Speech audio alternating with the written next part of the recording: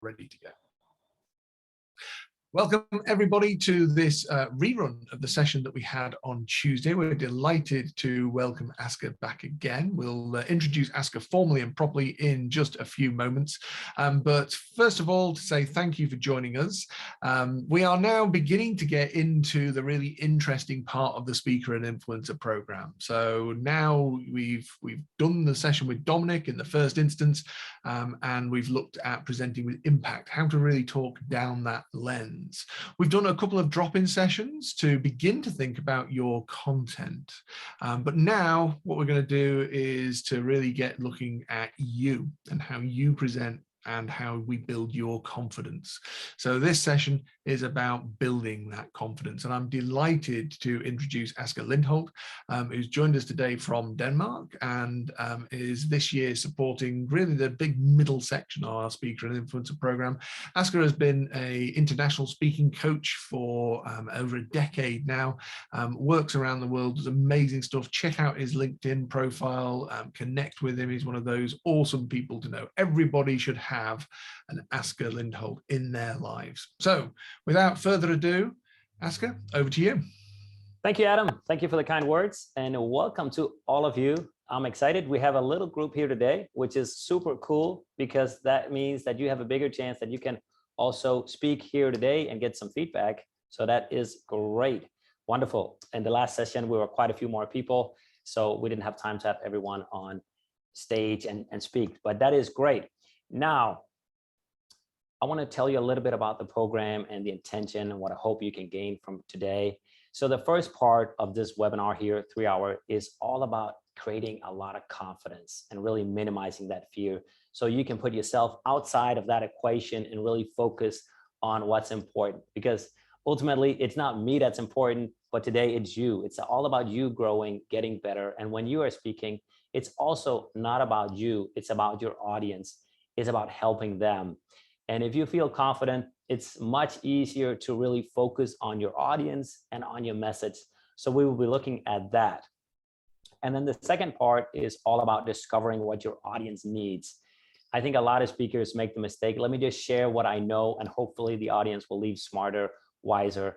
But let's take a step back and really do a proper analysis of the audience. So we look at how we can help them the most. And we have 3 hours together today, so there's quite a lot of time to focus on that. And that means also I'll be giving you some exercises for two reasons. First of all, because I think hearing me speak for 3 hours, yeah, maybe you would enjoy it, but I think it's also great to have you activated and really network together. So it's just going to be active learning here. And I want you to also activate yourself through the chat. I'll be asking a few questions, it'll be great. And also to hear your opinions along the way. But let me just start off with saying, if you have some sort of fear of public speaking, if you're nervous before I talk, you are normal. You are completely normal. Most people have some sort of fear of public speaking, and I see some people laughing here. Rizan and Mulalo, you're laughing and smiling. So if that is the case for you, you have some sort of nerves, you're completely normal. When I started out, in fact, I think if you take the feelings, 90% would be fear, 10% enjoyment. Today it's different. I enjoyed 90%, and there's still a little bit of fear. And this is our biology. I mean, we're working against biology, but we can hack it so you too can enjoy it and have fun. And all of you can learn this. All of you can be amazing speakers. And the most important thing is really to get confident. A lot of people focus on the outer game. How should I move my hands? What should I do with my voice? All those sort of things. They're important. But ultimately, if you feel confident, your voice will change, your body language will change. So all will change once you start feeling better, feeling confident. And that is what we're going to tap in today. Does that sound like a good program? Let me get a thumb up, like a reaction if this is great. Awesome. I'm getting a lot of thumbs up here and smiles. Great. So awesome. Wonderful. Now, let me just share a little story with you. Back about 10 years ago, I went to a club called Toastmasters. I don't know if any of you have heard about Toastmasters, this nonprofit organization where you can come and speak for like 5 to 7 minutes. You get some feedback from the members. And I went there for the first 7 weeks and I thought, these people are amazing. They're really good speakers. So I observed them. And then I thought, now it's my turn. I'll give a speech. I'm really gonna crush it. I'm gonna have this amazing opener. I'm gonna show them, blast through. And then I got up on stage and I'm like, hi, how you doing? Oh, you can hear me in the back? Okay, great. Yeah, nice. Just completely flooded with fear, anxiety, and nerves. And I didn't give the talk I had imagined that I wanted to give because I ultimately didn't believe in myself. But over time, I had this dream that I wanted to be a speaker. I wanted to go out and share my message because I was sick and tired of looking into a screen and just working with these boring projects that I didn't really like. I didn't have that fulfillment. But I just had one big problem. And the big problem was I couldn't really admit it that I wanted to be a speaker, heck, not even to myself. So I thought, let me just go to Toastmasters and that's going to be it. But then one day after work, I got home and I remember I slipped into my black leather couch and I put my feet up on the living room table. And finally, I could relax after a long day of work, open my laptop and I go into Facebook. And then I see this post after a few minutes by Kadri, one of the members of Toastmasters. And I knew somehow she was working with professional speakers. And then she had this post that said, do you want to be a professional speaker? If so, please write why. And I thought, I knew she had something to do with professional speakers. So I thought that would be a great idea to write on that post. But the problem was just, if I wrote, other people would be able to see it. Other people in the Toastmasters club could see, wow, this is actually Asker's dream. I would be opening up myself. And I didn't want to do that. So after a while, I mustered up the courage and I thought, I'm going to do something. And then I pressed the like button. I managed to press the like button. I thought, there goes my chance. I saw a lot of people writing on that comment. So probably 60, 70 people. She had probably 200 likes. And I wasn't like a friend with her. Well, a little bit friends, more like an acquaintance. So I thought, there's no way. There goes my chance. And then, I continued on Facebook, looking down through that. And then 10 minutes later, it says this pling, when you have that message from Facebook, pling. And I thought, wow, maybe it's her. Of course, it can't be her. I've just pressed the like button. Don't be insane, Asker. There's so many people writing on that post. And then I saw, whoa, it was actually Kadri that wrote me back and said, do you want to be a professional speaker, Asker? And I thought, well, I could probably tell her that would be okay. I felt comfortable with her. So I wrote back in the chat, yeah, I would love to. And she wrote back, yeah, well, that's great because I actually happen to have 2 tickets for this professional speaker seminar. It's 3 days. The speaker is amazing. I know him personally. I work with him. The normal price is 700 pounds, but you can have it for free. And I thought, whoa, that would be amazing. And then I came for that seminar and this speaker was just amazing. I sat there for 3 days from 9 to 5. I was mesmerized by every single word. I could have sat there for months, I think. But the important thing is he taught me a lot of tools, but the most important thing he taught me is he left me with a feeling, this is possible. I can do this. It's possible for me also. And I want to share with you, it's also possible for you. If you're sitting there with a feeling, you know what, it's just me, I can't do this. It's a learnable skill. It's a skill anybody can learn. In fact, the other day I went back and saw Bill Clinton speak back at the convention in 1998. And if you look at him, he wasn't that good. But if I saw him in 2012, whoa, my God, I think he's amazing as a speaker. So just if we look at some of the best speakers, they have also learned this craft of public speaking. And you can do that too. So if you're sitting there with a doubt, leave it by the side, work on the process, and you will get good as well. There's no reason that you should not be able to learn this. If you're a normal function person and you manage to come here today, you can learn this. So of course you can learn this. So hopefully this was a little bit inspiring, that it's all about putting in the work, finding the right tools, and then learning it ultimately. Now, what I have for you here is a framework I have developed. It's called FEAR, consisting of 4 things, FEAR. If you do these, I've used this with over hundreds of people. So if you do that, I really believe you will minimize your fear and tap into that authentic self, that power you have somewhere. Maybe it's hidden somewhere. Maybe you don't have access to it now, but we'll find access to it. And we'll work in 2 ways. Give you tools to really master public speaking, but also work on yourself. Because there are 2 ways you can get really good. One way is study the best people and try to learn their techniques. And that is going to make you a really, really great speaker. The other way, which is even more powerful, that will make you amazing, that is to work on yourself. working on yourself so you become your authentic self. And this is one of the reasons why I love public speaking. It's the biggest personal growth journey you can set yourself on. Putting yourself up there on stage, sharing your advice, and daring to open up, share some vulnerable stories, some personal things. People will love you for it, but it also takes some courage. And when you dare to tap into that courage, I believe it will also impact your other areas of your life. Because ultimately, I believe fear is what's stopping us from having success. I know this from other areas of my life. Sometimes maybe there are people I don't call because, oh, who am I to call them? Who am I to contact them? What am I to think that I can do this? Of course, fear will stop us. So if you learn this skill, it will not just impact your skill as a public speaker, but also other areas of life. So it's really, really important to focus on this. Now, why should we focus on our own feelings and becoming, confident on stage? Well, there are two reasons. Most people do it because, hey, I just want to feel good myself, right? This is a good, legitimate reason. The other one, which is actually more important, is that the audience will start feeling much better if you feel better. We have something called mirror neurons. We mirror each other. So if I feel good, there's a better chance that you too are going to feel good. You know this from your own personal life. Let's say you're having an amazing day. You're just super happy. You're enjoying, everything's going well. And you come into this room and then, oh, really downer atmosphere. Well, you can't happen not to be affected by it. Of course, because you're a human being, you are impacted by other people. So it's the same on stage. You will impact your audience. So you need to connect with them. And you have also tried the opposite. Maybe you had a bad day, things weren't going that well for you, like, oh, and then you go out with your friends and you enjoy it and like, whoa, all of a sudden you're in a much better mood. So it's all about being the leader, taking charge and going first. So it's not just for yourself you should do it, but more importantly, for your audience. Now, how can you get in a good state? I want to give you some concrete tools that you can get.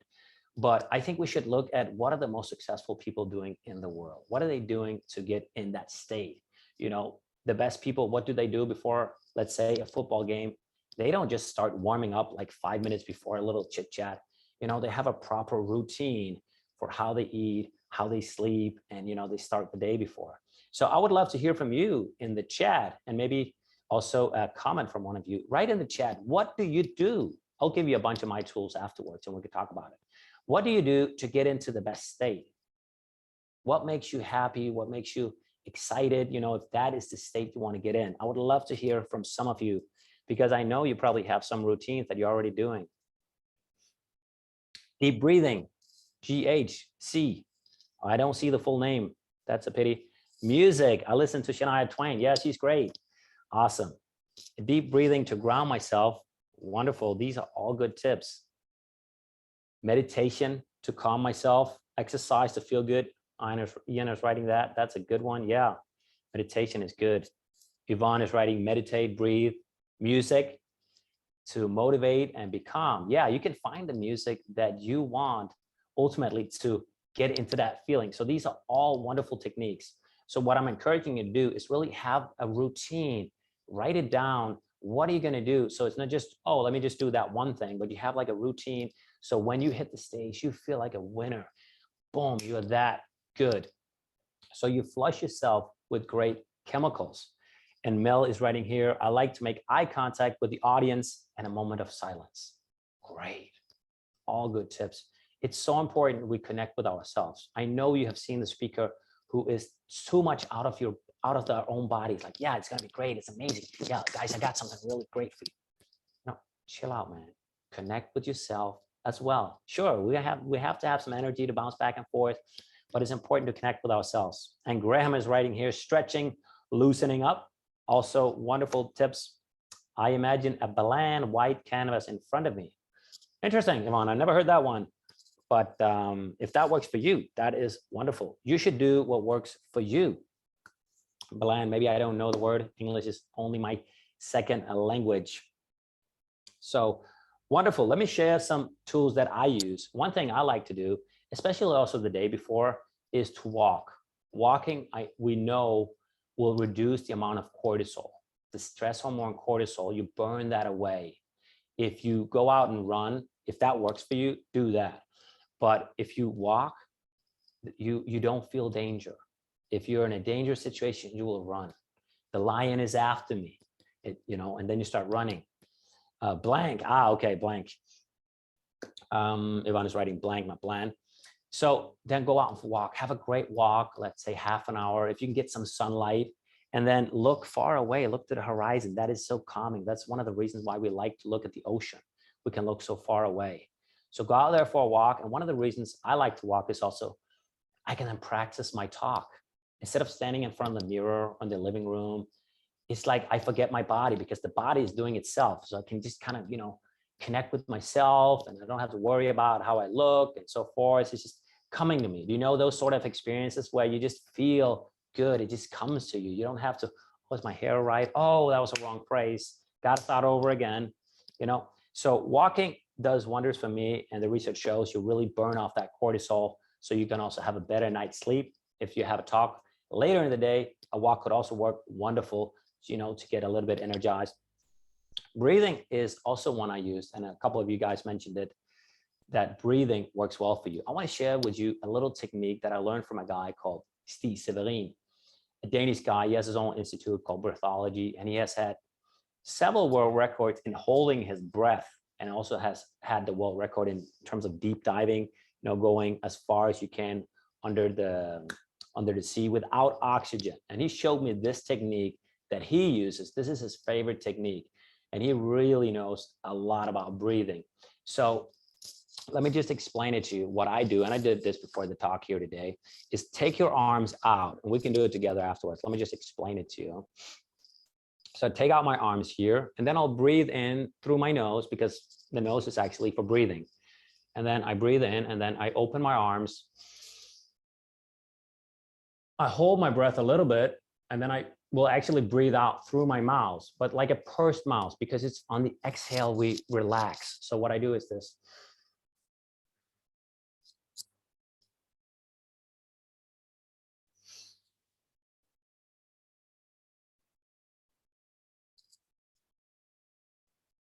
And the reason I breathe out through the mouth, which you usually don't want to be doing, you want to breathe out through the nose during the day, is because I can make the exhale so much longer. And then when I purse my mouth a little bit and make it more closed, it's possible for me to really prolong that exhalation. And it's through the exhale we relax. It's not through the inhale. You know this when you're stressed, you're like, oh, if you see a snake or something dangerous, you're like, and when you feel good, oh, finally it's over. You have that exhale, right? So why not do that deliberately to calm yourself down? We know this is the fastest way to relax yourself. It's through breathing. It's connected to so much of our body. So use that exercise. And I do it 15, 20 times, and I can measure it. When I have a pulse watch on, I can measure the pulse will go down. Again, if you're stressed for other reasons in public speaking, do this. Do you wake up in the middle of the night? Use this, and you're stressed, you will calm yourself down. You relax yourself. Within a couple minutes, you really relax yourself. So this is just a great technique, and I can't say that I invented it. I'm taking it from the expert, Stig Severin, really great guy, by the way, awesome speaker. So breathing is one technique I do. Another one is laughing. Now, it's not always possible to find something that's funny. If you have something funny stashed away, keep that. You can use that before you go on stage, because we know laughing produces so many great chemicals in our body. It, again, removes cortisol, the stress hormone cortisol. Plus, you start producing this wonderful hormone called oxytocin. Oxytocin is the love hormone. That's the hormone that makes us connect. So when you're on stage and you have a lot of that, you feel connected to the people. So people in love produce more oxytocin. You produce that. You also produce endorphins. Endorphins is what masks the pain. That is why if you break a leg, it's not going to hurt that much. I have never broken anything. So I'm just saying, sharing out of what I've read and from other people. But that's why you don't feel pain very much, at least in the beginning, because you produce all these endorphins. And that means you can actually run. Let's say you broke your foot. It gives you another 5-7 minutes to run away from that dangerous situation. Why not produce that on purpose? Now, you might be wondering, well, I don't know, I can't find anything funny necessarily, but I'll give you a tip. But you can also, and you'll also produce testosterone, this winner hormone that makes you feel amazing, like a winner. And like Usain Bolt, when he crosses the finish line, he's full of testosterone because he feels like a winner. So if you have anything funny, you can use that. But if you don't, you can also just provoke the laugh, because study shows that if you're just laughing, either a genuine laugh or you make up that laugh, it's the same. There are places around the world where there are laughing clubs where people meet together and they sit like half an hour, and they just laugh. They just force that laugh. And I've been a few times to one of them here in Copenhagen. And actually, after a while, you just start laughing for no reason. So what I do is I just do this. Oh, ho, ho, ho. Oh, ho, ho, ho. Oh, ho, ho, ho, ho. And I use my body as well, really, to force the laugh. I know it's probably a bit outside your comfort zone to do that, but you can do that at home in your own living room when no one's watching. But if you do that, set a clock, set it, 3 to 5 minutes, you will feel a difference. Again, many of these tools you can use. Let's say you had a long day at work and you feel a little bit stressed, you want to come home to your family, just feeling awesome, just feeling amazing. Do that one, do it in the car, wherever. I mean, so you don't look like a freak to the other people maybe on the street. So yeah, but it truly works. And so write this down so you have this, so you can make your own routine. Yeah, Malala's writing, smiling with laughing. Great, man. Awesome. I love it that you're writing comments and really, taking part in this discussion. Great, great. Another one that you all mentioned is music. There's a reason why music is a big part of movies, because it really directs how we should feel. So find that music that you want to be in. Now, if you happen to be, let's say, a Tony Robbins kind of speaker, maybe some of you have heard of Tony Robbins, probably maybe the most famous speaker, this American guru, motivational guy that's all about running around and, you got to be amazing and great. If that's your style, great. Probably you want to find some really energetic music that gets you into that state where you're high energy.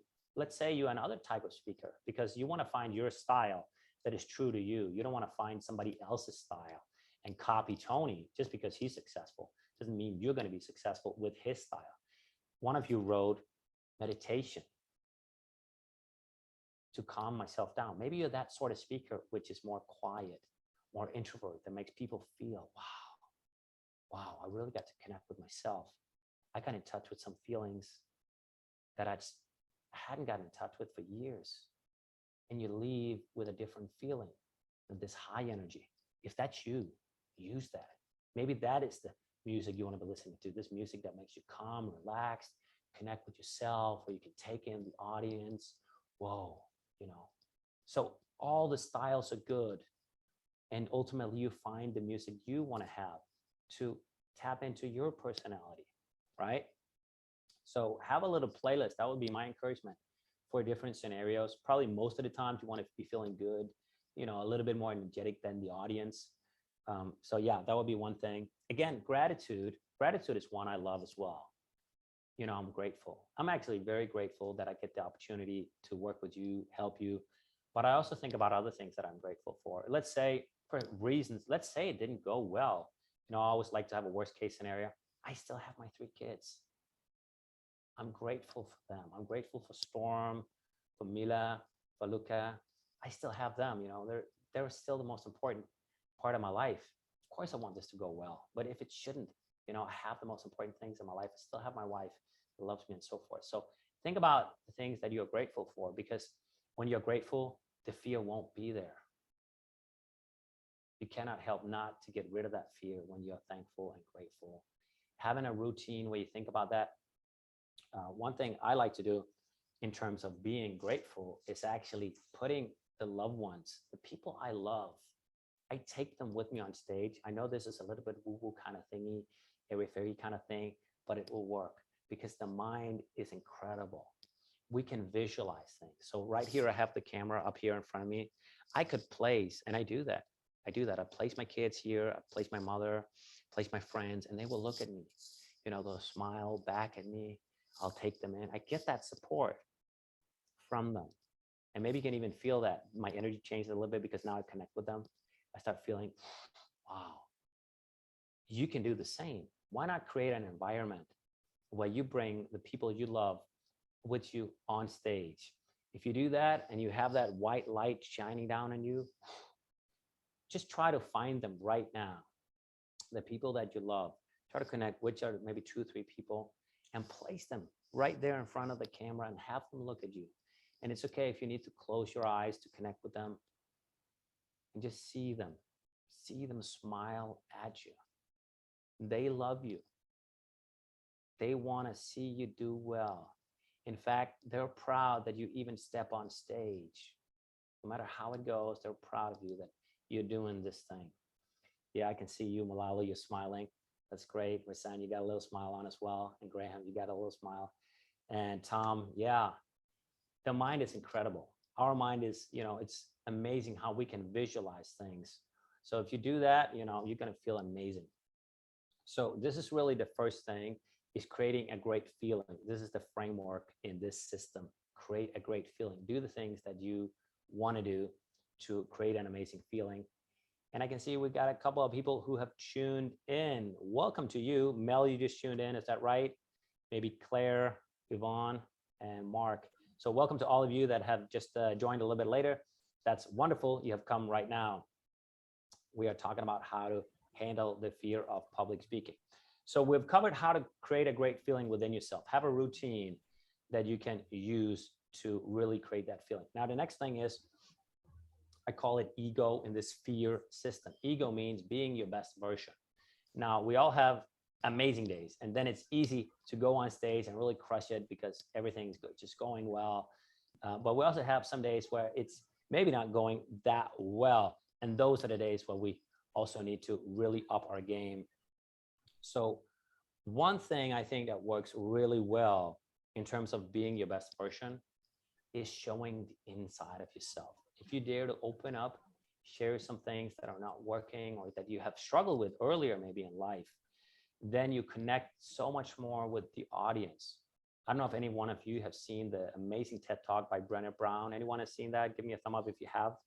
Tom, Rasan have. Mel, you have. Great. This is a great talk. She talks really about, and Keith as well. Thank you, Keith, for connection. And what she talks about is, how do you connect? You don't connect through your victories. You don't connect through how amazing you are.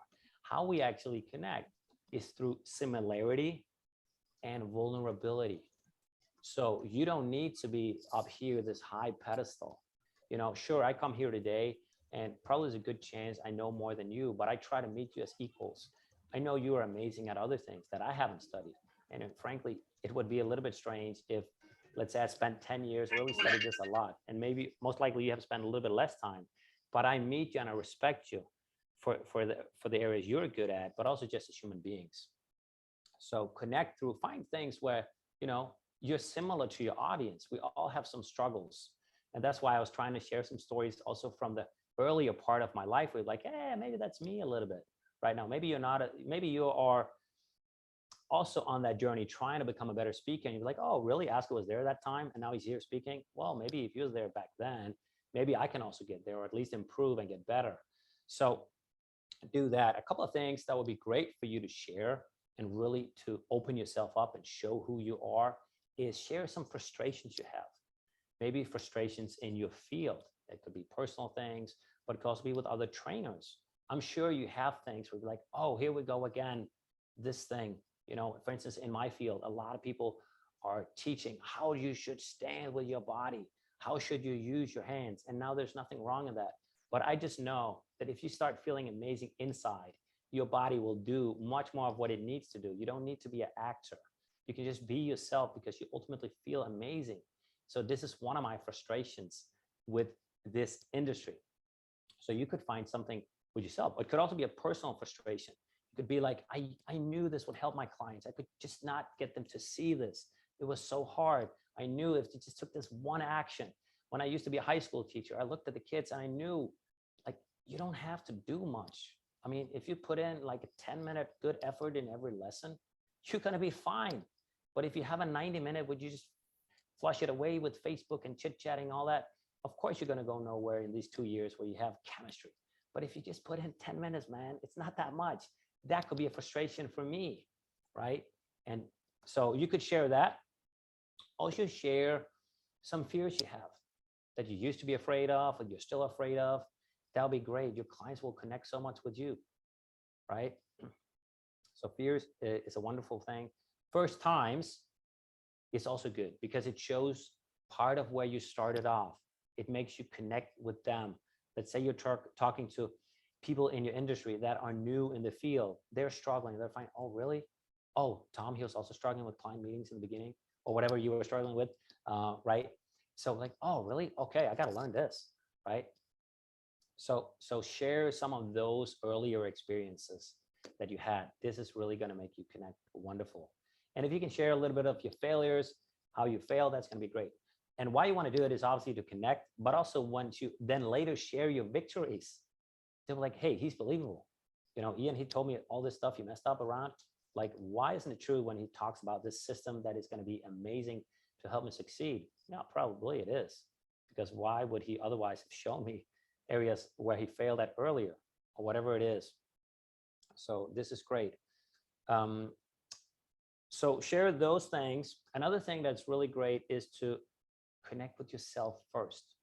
How do you connect with yourself first? I see a lot of people, especially when we talk about eye contact, they're always like, you got to look always at the audience in their eyes. Now, it's slightly different to the camera, but let's say you're on a stage and you're always looking people in the eyes. Then it's like too much.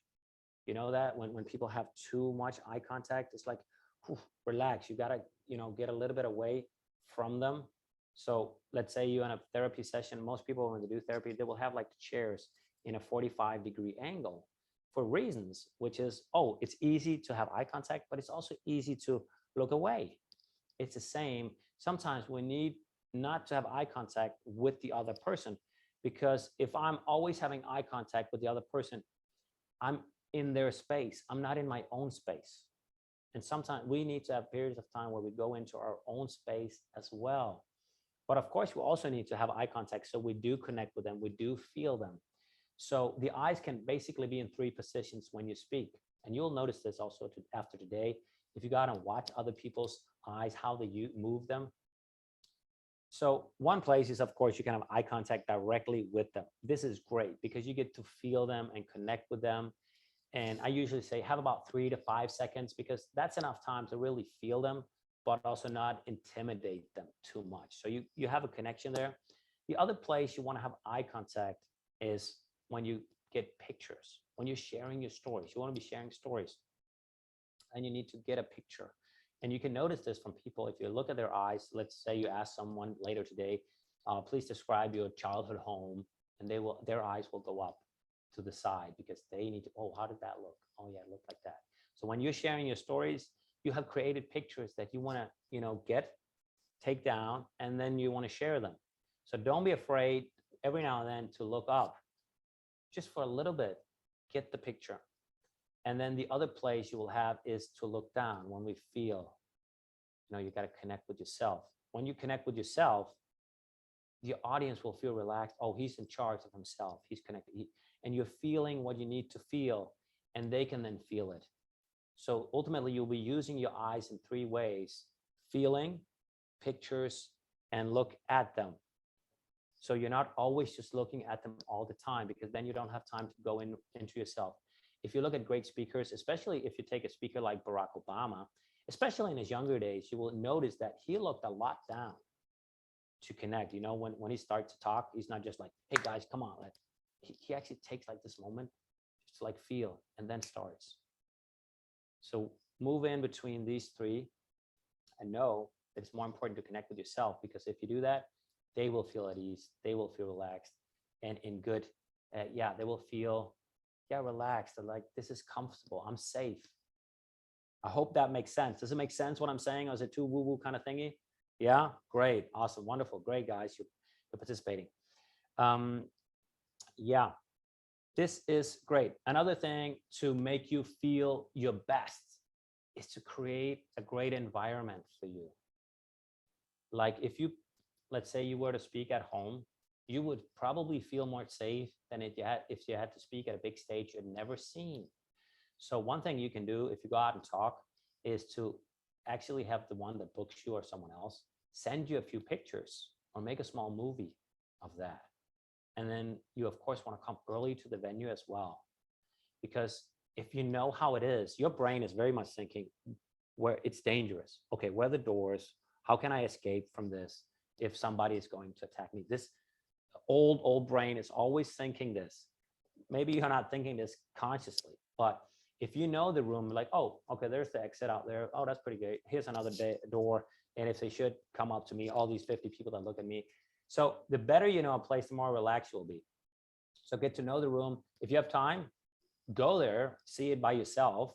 If you don't, if it's too far away and you're just traveling and you're going there for the first time, have them just send a little movie, 10 seconds, because you can also then visualize your talk with the room. It's much harder to visualize a talk where you don't know the room. So just a couple of few pictures would be a great idea for you. You'll feel way more relaxed. And then of course you come early, and then you want to walk the entire stage. You take it in. You want to hear, how does this floor sound? Oh, does it make some noise when I'm walking around? And you want to move to all the edges. So you feel comfortable moving around in this stage. So you own this stage. And you also want to, sit at the chairs and really take in that room. How does your voice sound in the room? All those sort of things would help you. And the last final thing I also do is I always give like a call to the guy that booked me, because of course I want to hear a little about the audience challenges, but most likely we have talked about that way earlier when I was planning the talk and doing it, but just a couple of days before. Just like, oh, how are people doing? Are they okay? Anything new happened in your company? Anything I should be aware of? Maybe a couple of questions. And they think I do it for them. I don't. Well, I do it a little bit, but I mainly do it for myself because, oh yeah, everything's great. We're looking forward to you coming, Asker. Oh, really? They're still looking forward to me coming? Oh, great. Yeah, okay. So all those sort of things makes me feel calm that I just had a little chat with them about these things. So that could be a really great way to create a good environment for you. And you can do the same, of course, if you have a virtual talk, just give the guy a call before and check in. You'll feel more relaxed and you'll feel more confident. Oh yeah, they're still struggling with that thing called body language. Yeah, okay, cool. So these are a bunch of tips how you can feel your best and be yourself, your best version of yourself. Now let's move into the A, which I call accept. Accept is a little bit tough one. And I remember back, it's probably around 15 years now ago. And, many of us, we have that breakup, that breakup that just tears us apart. Some of you are lucky and maybe didn't have that, but most people go through life having this breakup where the other one that was just the love of your life, you were together, and she was like that for me. I'd been together with her for 5 years, beautiful, amazing, funny. And I had no doubt in my mind, she was going to be the mother of my kids. So, and I had the skill with her that I could always comfort her. I could always make her feel good. So I knew, of course, she's gonna, we're gonna be together for always together. And then one morning we're almost finishing our studies. And then she sat on the bed and she said, Asker, there's something I gotta say to you. I said, okay, yeah, let me know so I can help. He said, it's a little bit hard to say. Oh, come on, let me know, I'll help you. So, and then she said, I've been together with someone else. Whoa, everything just changed. Whoa, so it wasn't me helping her. I was like, oh, this is just a lot of trouble. And fast forward 6 months, we're not together. And so I got to get back in the game, after 5 years. And so my good friend David says, let's go out, Asker, for a couple of beers and get you back talking to a couple of women and see if you can, maybe get a date or whatever, at least get back in the game. So I remember sitting down in the bar and, having a great conversation with this woman. I thought, I'm enjoying myself. She seems like she's enjoying herself. And so I said to her, well, let's exchange phone numbers so we can meet up again. She said, no, we're not going to meet again. No, we're not. No, I enjoyed the talk, but we're not going to meet again. It's like, what? I was thinking, why not? I was thinking, I got 2 arms, 2 ears, no nose sticking out my head, looking normal. And I thought we had a great conversation. And then I asked her, okay, why? Why not? And she said, do you really want to hear the truth? I didn't really know if I wanted to hear the truth. I said, yeah, okay, give it to me. You're a pushover, and I'm not interested in that. Whew. I was down in confidence, but that brought me even further down. I was like below, the lowest ever. But it actually made me think.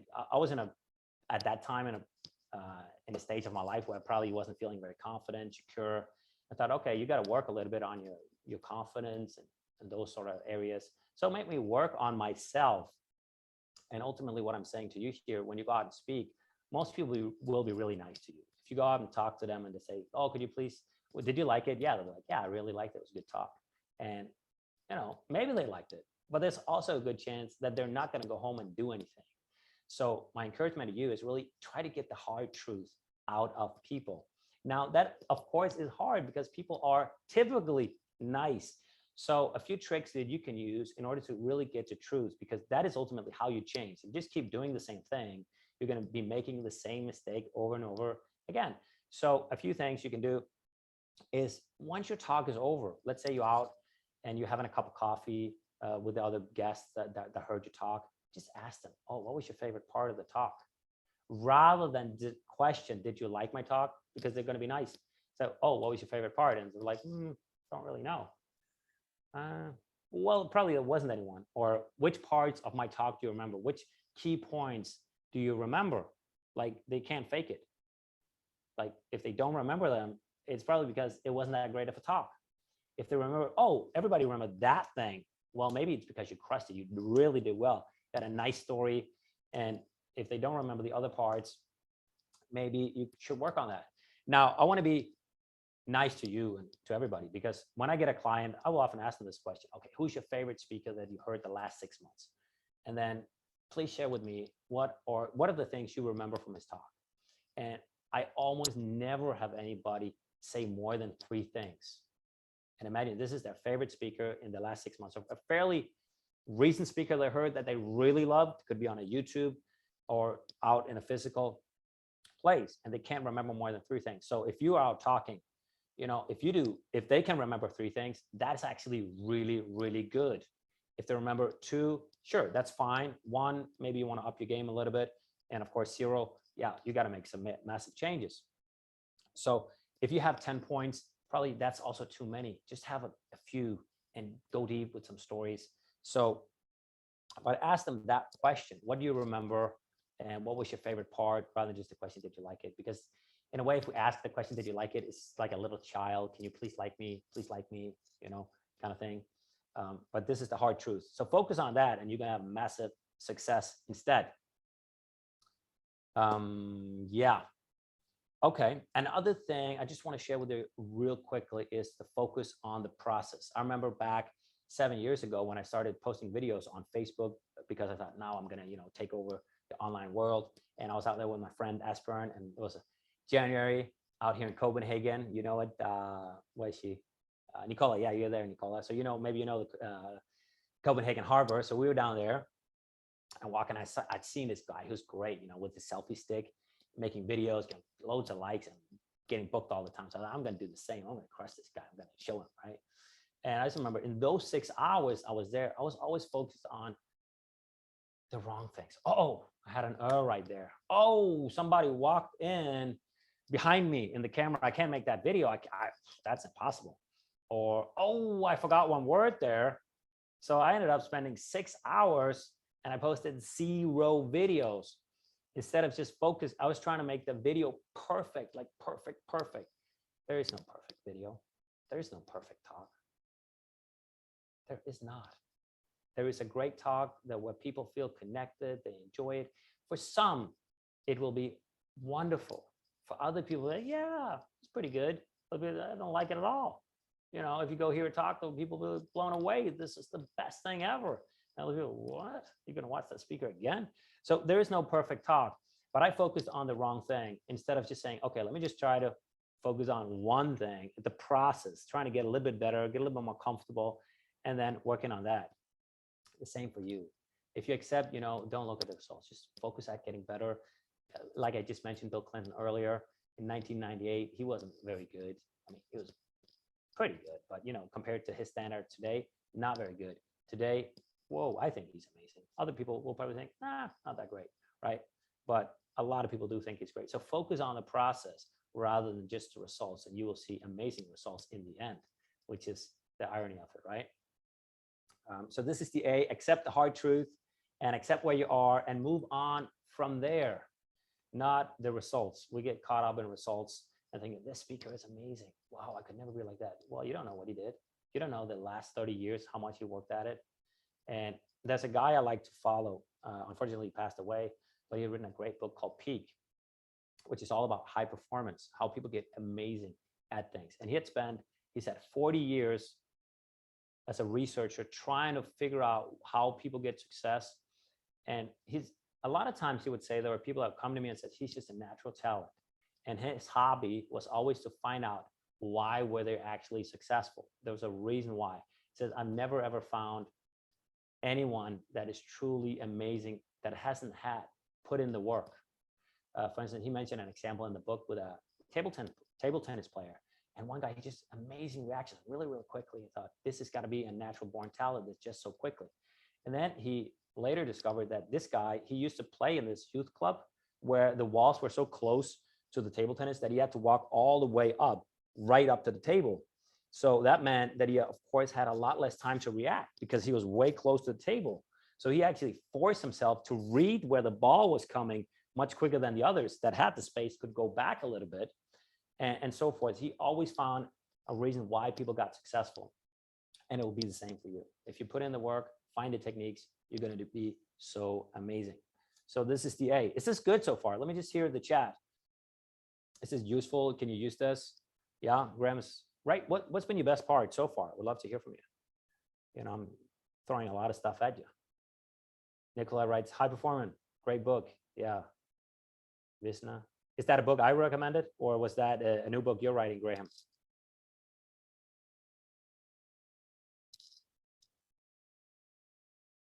Definitely very good. Share with me what's your favorite part so far. Yeah, really useful. I like to focus on yourself before the talk. Great, great. You can use this. Tom's writing great tips. Thanks. Wonderful. Great, great. Yeah, because, you know, we're all different. You know, some will take something away. Other people will take other things away. Yeah, wonderful. You can use this. Wonderful. Yeah, the pre-match warm-up stuff is excellent. Keith writes that. Great. My favorite part is asking what their favorite part was. Wow, favorite part. Yeah, good. Awesome. Interested in the looking down element to get in touch with oneself, Tom writes. Great. Yeah, good, Tom. Yeah. Connect with yourself. A bit about the eye contact and not being too much in people's space. It's okay to look away. Yeah, it is, Nicola. Really, it is. Because you know that sometimes if you meet people for the first time and just sit in front of a desk, right, with a cup of coffee, it's like, it's almost too much, right? You want to like, yeah, can we just sit next to each other? That's why if you go out on a walk, you feel more relaxed because you don't always have to force that look. Of course, we got to look sometimes in the eyes to really connect. Great, man. Wonderful. Great, great, guys. You all participating. This is truly good. So I want to share with you one more thing before we have an exercise so you can get working and connect with each other and really, yeah, use this, put this to application. So the last part in this fear system is rehearse. How do you rehearse your talk? Now, your objective before when you go on stage is to go into what's called flow. This is actually a state we can measure. Anybody heard about flow? The flow state? Yeah, raise your hand if you've heard about that before. Tom, a little bit. No, give me a thumb down if you've never heard of it. Okay, Ryan, Ian, you haven't. Great. Malalo, you haven't. So I want to share with you. Yeah, Rizan, you also haven't. This is great. So you're going to be, man, you check this out. If you never heard of the flow state, this is amazing. This is true science. It's not just some woo-woo kind of thingy that was made up. There's real research behind it. You can measure the hormones in people's body, and people get these almost out of body experiences, and you can get there as well. So flow means you get into a state where you feel the best, where you just kind of act, you just move, you're actually shutting down part of the brain. This is what they can measure with the brain scans we can do today. We can, dive into the brain, which is really amazing. We couldn't do that, 20 years ago. So that you shut down a little bit of this prefrontal cortex, this inner critic. And it's also where the place is placed where you know how much time has gone by. So when you get into flow, it's almost like you just, you feel your best. You're in an optimal state where you just act. You don't think about it because you shut that part down. And you can only go there when you have trained, when you're good at your field. So there are certain things you need to do in order to get into flow. That is, your skill level should match the challenge. So let's say public speaking, for instance. If you feel it's a huge challenge to speak to 30 people, it's going to be incredibly hard for you to go into flow because it's way too challenging. Now, if you feel comfortable speaking to 10, there's a good chance you can then go into flow in terms of that. So your skill level's got to match your challenge. If it's too much challenge, you won't go into flow. If it's too easy, you don't need to force your body to go in there. So if you're going to cook an egg and you've done that 1,000 times, you're probably not going to go into flow. Then the other thing, in order to really get into flow, is getting immediate feedback. So for instance, when you're doing public speaking, that could be, you look at the audience and see, oh, are they enjoying it? Are they having a good time? But also, are you remembering your talk? Are you sharing the stories you want to share? So get that immediate feedback in ways that is also going to help you to get into flow, because you're like, I'm on the right track. I got to do this. And the other thing is focus, concentration. You got to get obsessed with this. And if you're afraid of speaking, how can you focus on delivering a great talk? You can, because you'll be thinking about yourself. And that's why I say being fearful, afraid, that's actually a selfish act. You got to get that out so you can help your audience more. And then finally, you got to have some goals. What are your goals? Maybe that is to share your message, share your points, get that across. But flow state is ultimately where you just feel amazing. You kind of forget time. You're just right there. You're immersed. You're focused on the talk, and you spend a lot of energy on it. And I remember when I was starting speaking, I could never get there. I went out and did a lot of talks with a guy. He had already spoken for 25 years. So we got together and like, Asbjørn, we agreed you were going to speak half an hour. Like, boom, you just talked an hour. Oh, really? I didn't know that. I'm sorry. So he was losing track of time. And the same thing can happen to me today, because I get so immersed in the talk. I get so focused on it. I enjoy it so much. But of course, I'm trained now. So I look down on the watch to look, okay, what time are we at? But if I didn't have that, I wouldn't know, okay, did I just spend 2 hours or was just 45 minutes? Because that part of the brain shuts down a little bit. But you want to be in that state where you just feel amazing, where just like you are totally immersed in it. Those of you that know it, have you tried it before, maybe on public speaking? Or it could also be if you love to play an instrument, or, you know, some of the young kids love to play computer games, and boom, oh, another 8 hours gone by. Yeah. Yes, in sports, Keith says. And Ian writes, very occasionally in sport. Yeah, because you got to maybe shut down part of your brain, just focus on your instincts, right? Rather than just like, if let's say you're playing football, you can't be like, oh yeah, there you go. Oh, I better kick it. You know, you're just focused, being in the zone. Yeah, other people call it being in the zone, or runner's high if you're a runner. That could also be it. Yes, very often playing tennis. Yeah, because you're good at it, you enjoy it. And when you're playing tennis, you know if it's working well. Did you get the ball over on the other side? Let me get a few more people. Not working for public speaking, but perfect when competing to dance. Yes, Ivan, that's great. That's amazing. So if you want to see, that should be your ultimate goal when you rehearse, to get there. Now, it might not be possible the first time, the second time, but if you do a talk several times, you get confident in it, you can focus on it, you can remember it. And the more you do it, the better you're going to get. And Nicole, you're right. Yes, playing music. So the objective is to really try to get that flow state over to public speaking, because that's when you're your best. That's when you shut your inner critic down. That's when you focus on your audience. Time flies by and you just get these random ideas. And when I do it, I will sometimes see myself from outside. Oh, where did that idea come from, Asker? Oh, that's a pretty good idea you had there, right? Saul is Ryan. Try to imagine my talks as a dance. It helps. Great. Yeah. If you can dance it in, well, great. Yeah. So otherwise, to all of you, yeah, maybe we were doing a little bit of research on the flow state. There's a guy called Csikszentmihalyi, Hungarian. He was the one that actually discovered this. And there's true science behind it. But ultimately, you got to get in. That's the objective, to get into a flow state where you really, truly enjoy it. And some of you mentioned areas of your life. So see if you can get it in there. Now, another way where you can really rehearse your talk is to visualize it. The great thing about visualizing your talk is our mind can visualize what we want to visualize. So visualize all the things you want to be doing, how you want to be moving on stage, how you want to sound, because that gives you a lot more training opportunities rather than just, oh, that one time on stage. Because I don't know how often you speak, but let's say you speak once a month. Well, how are you going to get those loads of hours to get that incredible skill of public speaking? But if you take the time to visualize, and as I said, when you visualize, you can visualize all the things would want to be doing. Now, another thing that I see a lot of people making mistakes when they talk about visualization is they say, just visualize everything going well, the audience clapping, cheering you on, and yeah, you're the best, all this sort of things. Well, if you're just starting out, it's probably not going to happen that they're going to be like, you are the bomb, you are amazing. And then you come out there and you did your talk. Oh, okay, I just lied to myself again. Right? So another thing is visualize the things that you have control over. You have complete control over how you want to say your words, how you want to move on stage, what you want to be doing. And I like to visualize actually, if things go wrong, the things I don't have control over, how will I handle that? How will I handle if an audience member raises their hand and says, Askar, you know what, that is completely BS. It's totally wrong. Research shows something else. I've never experienced that. Okay, that's a tough one, right? How am I going to handle that? How am I going to handle if today I'm not using slides, but if they're not working, how will I handle that? Those sort of things are not in my control. But if I have visualized what I want to do, how I'll handle it, there's a good chance I will react that way. Plus, I won't become as nervous because my brain has said, okay, all the options for things that can go wrong, you have a plan for it. So if you have a plan for everything that you are afraid of, you'll feel more relaxed, I believe, right? So in terms of visualization, it's not just visualizing everything is amazing and wonderful.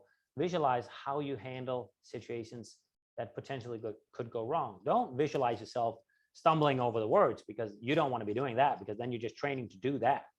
But there will be certain things that you will never be in control of, and then visualize how you will handle that. So Malalo is writing here, great, you're writing comments. How do you come back from that when part of the audience challenge your stated facts? Hope it's okay to ask. Great, yeah, great, awesome. It's great you're participating and asking questions. So what I would do if somebody challenged me and says, you know what, this is not right, I would first of all acknowledge them. A lot of the reasons why people attack you is because they probably wanted to be on stage. So I would nurture the little ego and say, this is a great question. And then just say, you know what, my personal experience, the things I've read, the things I've studied indicate something different. Now, that doesn't mean I'm right, because I know you have your experiences, you've done your studies. I'm just saying from my point of view, and this is what I'm here to share today with you. And I'd love to have a talk with you afterwards about it, because it's great to have different opinions. If this opinion resonates with any of you here in the audience, great, go study that, go research that. I'm not saying I'm here to tell the truth. And I mean this also for you today, be critical of what I say. Listen to it. Does it make sense? Do it. If you say, I don't know, really, maybe I don't have the truth to everything, but I can only share my truth. I can only share my experiences. So humbling myself a little bit and saying, okay, I might be wrong, but I'm just sharing what I believe. I think this is how I go about it. And usually what happens is if you come early, you'll also spot the people who tend to be the heckler. And just a little tip for you here, if it's a physical venue, they will often be sitting in the front row in the corner. Now, this is just what I've observed, and I don't know, but my own little theory is that if you sit in the front row, it's much easier to come with a negative comment than if you sit in the back, right? You can throw a little sarcastic comment or whatever it is. Plus, when you're sitting up in the front, you can turn your back and be like, oh, do I have the audience with me? Because their intention is probably to win over the audience, raise their status. I don't know if that makes sense. So be careful with the corners, guys, from now on. Pay special attention to them and give them lots of love. Maybe you can use them in an example of a story. Let's say it was Adam that I was, maybe Adam's a little skeptical about this guy called Askar here. He's coming here sharing a few ideas. Like, Adam, if Adam had succeeded and had done a wonderful project and he had to present it, what should Adam do? Blah, blah, blah. I would, give him a little bit of attention, and little Adam would be sitting there. Yeah, well, they're all looking at me. Great, So sometimes you can turn your biggest enemy into your biggest fan. I've tried that a number of times, but it's also good to have a fallback strategy in case they come and you just got one right now. Malalo. Did that make sense? Did that give you value? Yeah, great. Tom's nodding. Hussein, you're smiling. Awesome, wonderful. That's Toastmaster tactics. Really? I didn't know. But if it works, doesn't matter where it's coming from. Great, great, Rasan, you're writing in here. And Yvonne's writing there. All right. So I promise you, we were going to do a few exercises because frankly, hearing me for 3 hours, you know, even though I love to hear myself, I also think you want to hear yourself and network and talk to each other. So I want to give a little introduction to the exercise here that you'll be doing in pairs. It is called a transformational meeting with a mentor. So what this is about, this, and here's the exercise, which you'll be getting in a little bit. So the exercise, the purpose is you work in pairs and you'll be going through 1, 2, 3 first. I'll give you 10 minutes to do that. One person will be interviewing the other. So you can say person A, and you can say person A, which one, the weirdest person will be the interviewer, and you decide who is the weirdest one, right? That's not for me to make that decision. So person A is the weirdest one, will interview B about a transformational meeting. So your task, if you're interviewing, is to discover this meeting and figure out who were they before this meeting, right? We all have struggles in our lives. We all have times where we face challenges and there was something that, wasn't optimal inside ourselves. And then you need to figure out what happened during the meeting. Okay, what was the journey? What actions did this person take? And then finally, who are you because of this meeting? Because you met this amazing person, this mentor, you got transformed. Maybe you got more confident. Maybe you got more relaxed. Maybe you learned how to be more grateful, you know, different things. So this is the first part as an interviewer. And many of you are probably thinking, I don't have anything. I don't have a transformational meeting. We all have transformational meetings. So it could be with a person. It doesn't have to be, oh, I hired this mentor that I was going to sit with and talk to for 2 hours every other week. It could be a book.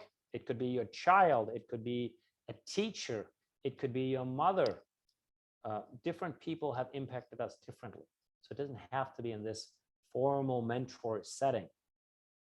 And then there's the B, which is B tells A why they're great. So this is all about tuning in with the other person. Again, when I meet my audience, when I meet you, I try to take you in. I try to see your greatness. I know you have something that you're amazing at.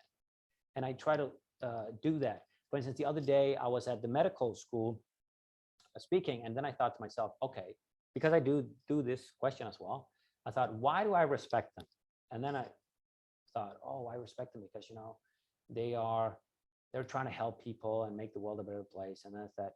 After a little bit, I was like, ask her, this is BS. You know, that's not true. That's not why you respect the professors up here at the Medical University in Copenhagen. I thought, well, the real reason probably is because they work their butt off. They're in the top of their game. They're working really hard. They're making a lot of sacrifices. So I thought, okay, it's more about the inner personal thing that I actually admire about them and respect.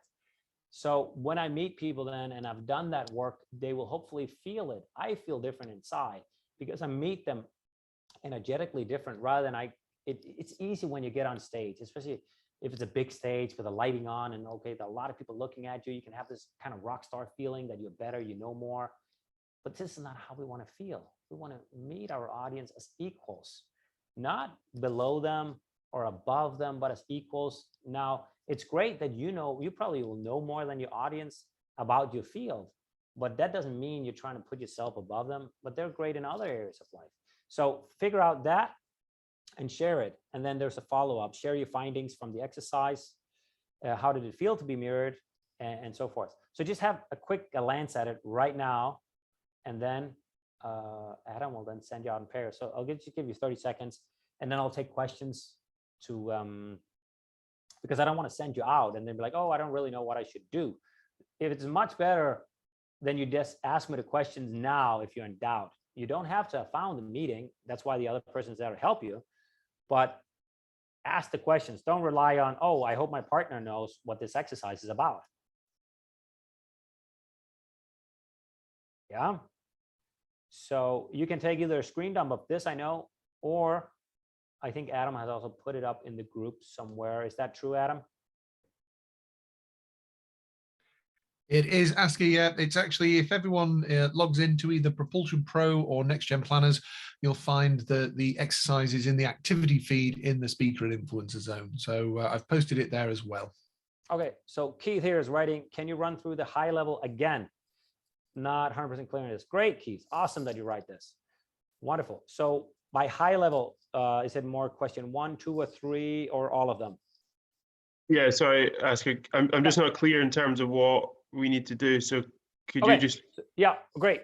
So the idea is you're two people. One person is the A, and in the first part, which was called 1, you, if you're person A, you interview the other one. So let's say it's Nicola. So I could ask her a question. Okay, share with me a time where you had a struggle, something that you struggled with in life. For instance, on Tuesday, we had a session 1. She struggled with her manager, had said something really nasty to her, and then she didn't feel really good. And what she then had in her life at that time, she was then on maternity leave. She had a year on maternity leave, as much as possible away from that job. And then during that period, she connected more with her gut feeling, with more her instincts and gratitude. And she said that was because of her kids. You know, she found that more personal thing. So in that case, her mentor was the child. You know, it made her different. And when she came back, okay, I got to listen more to my own feelings. Does that make sense a little bit? Yeah, that does. That makes sense. Yeah. Let me know. Give me a yes in there or a thumb up in to the camera if it makes sense. If it doesn't, give me a thumb down. It's totally okay if I didn't explain it. I think so. Basically, we've got to figure out what the transformational meeting is without directly asking. That is, and then tell me about a transformational meeting that you had. Yeah, and then you praise the other one, but with a justification, because I could say, Ian, that was a great talk. You really nailed it. Sure, that's nice to hear. But if I said, you know what, it was a great talk because you actually managed to have really good eye contact and you kept calm all the way through the talk. That makes you feel better, doesn't it? With the justification. Yeah. It's like, hey, Asker's not just saying some stuff to make me feel good, right? So this is the intention. And you can then use that later in your talks. Asker mirroring as in body language. No, mirroring in terms of when you hear the story. Oh, I think that was really brave of you. I admire you for the bravery that you managed to stand up and share that to this person. Let's say you had a fight or whatever it is. So you say with words why you respect them, acknowledge them, and see their greatness, if that makes sense. For instance, when I started to talk here today, I mirrored you. I tried at least to do that. I said, you have come here, you're choosing to spend 3 hours. It shows me you're the kind of person that want to get better and learn and grow. It doesn't show me everything about you, but it shows something about you. So hopefully you felt, hey, Asker is trying to understand me. He's trying to get me. You know, he's not just meeting me here. Let me just throw a bunch of stuff at you and show how good I am. And then hopefully you'll like it. I tried to really put myself in your shoes. Yeah. Okay, with that said, Adam, will you please put them out in groups of 2? And you get 20 minutes, so it's 21 past, so 10 minutes for each.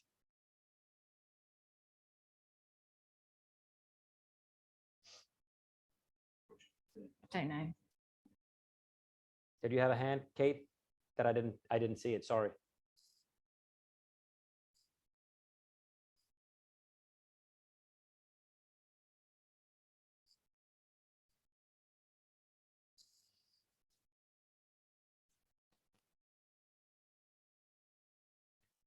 Welcome back. We are back. You are back. Amazing. You haven't left. That's great.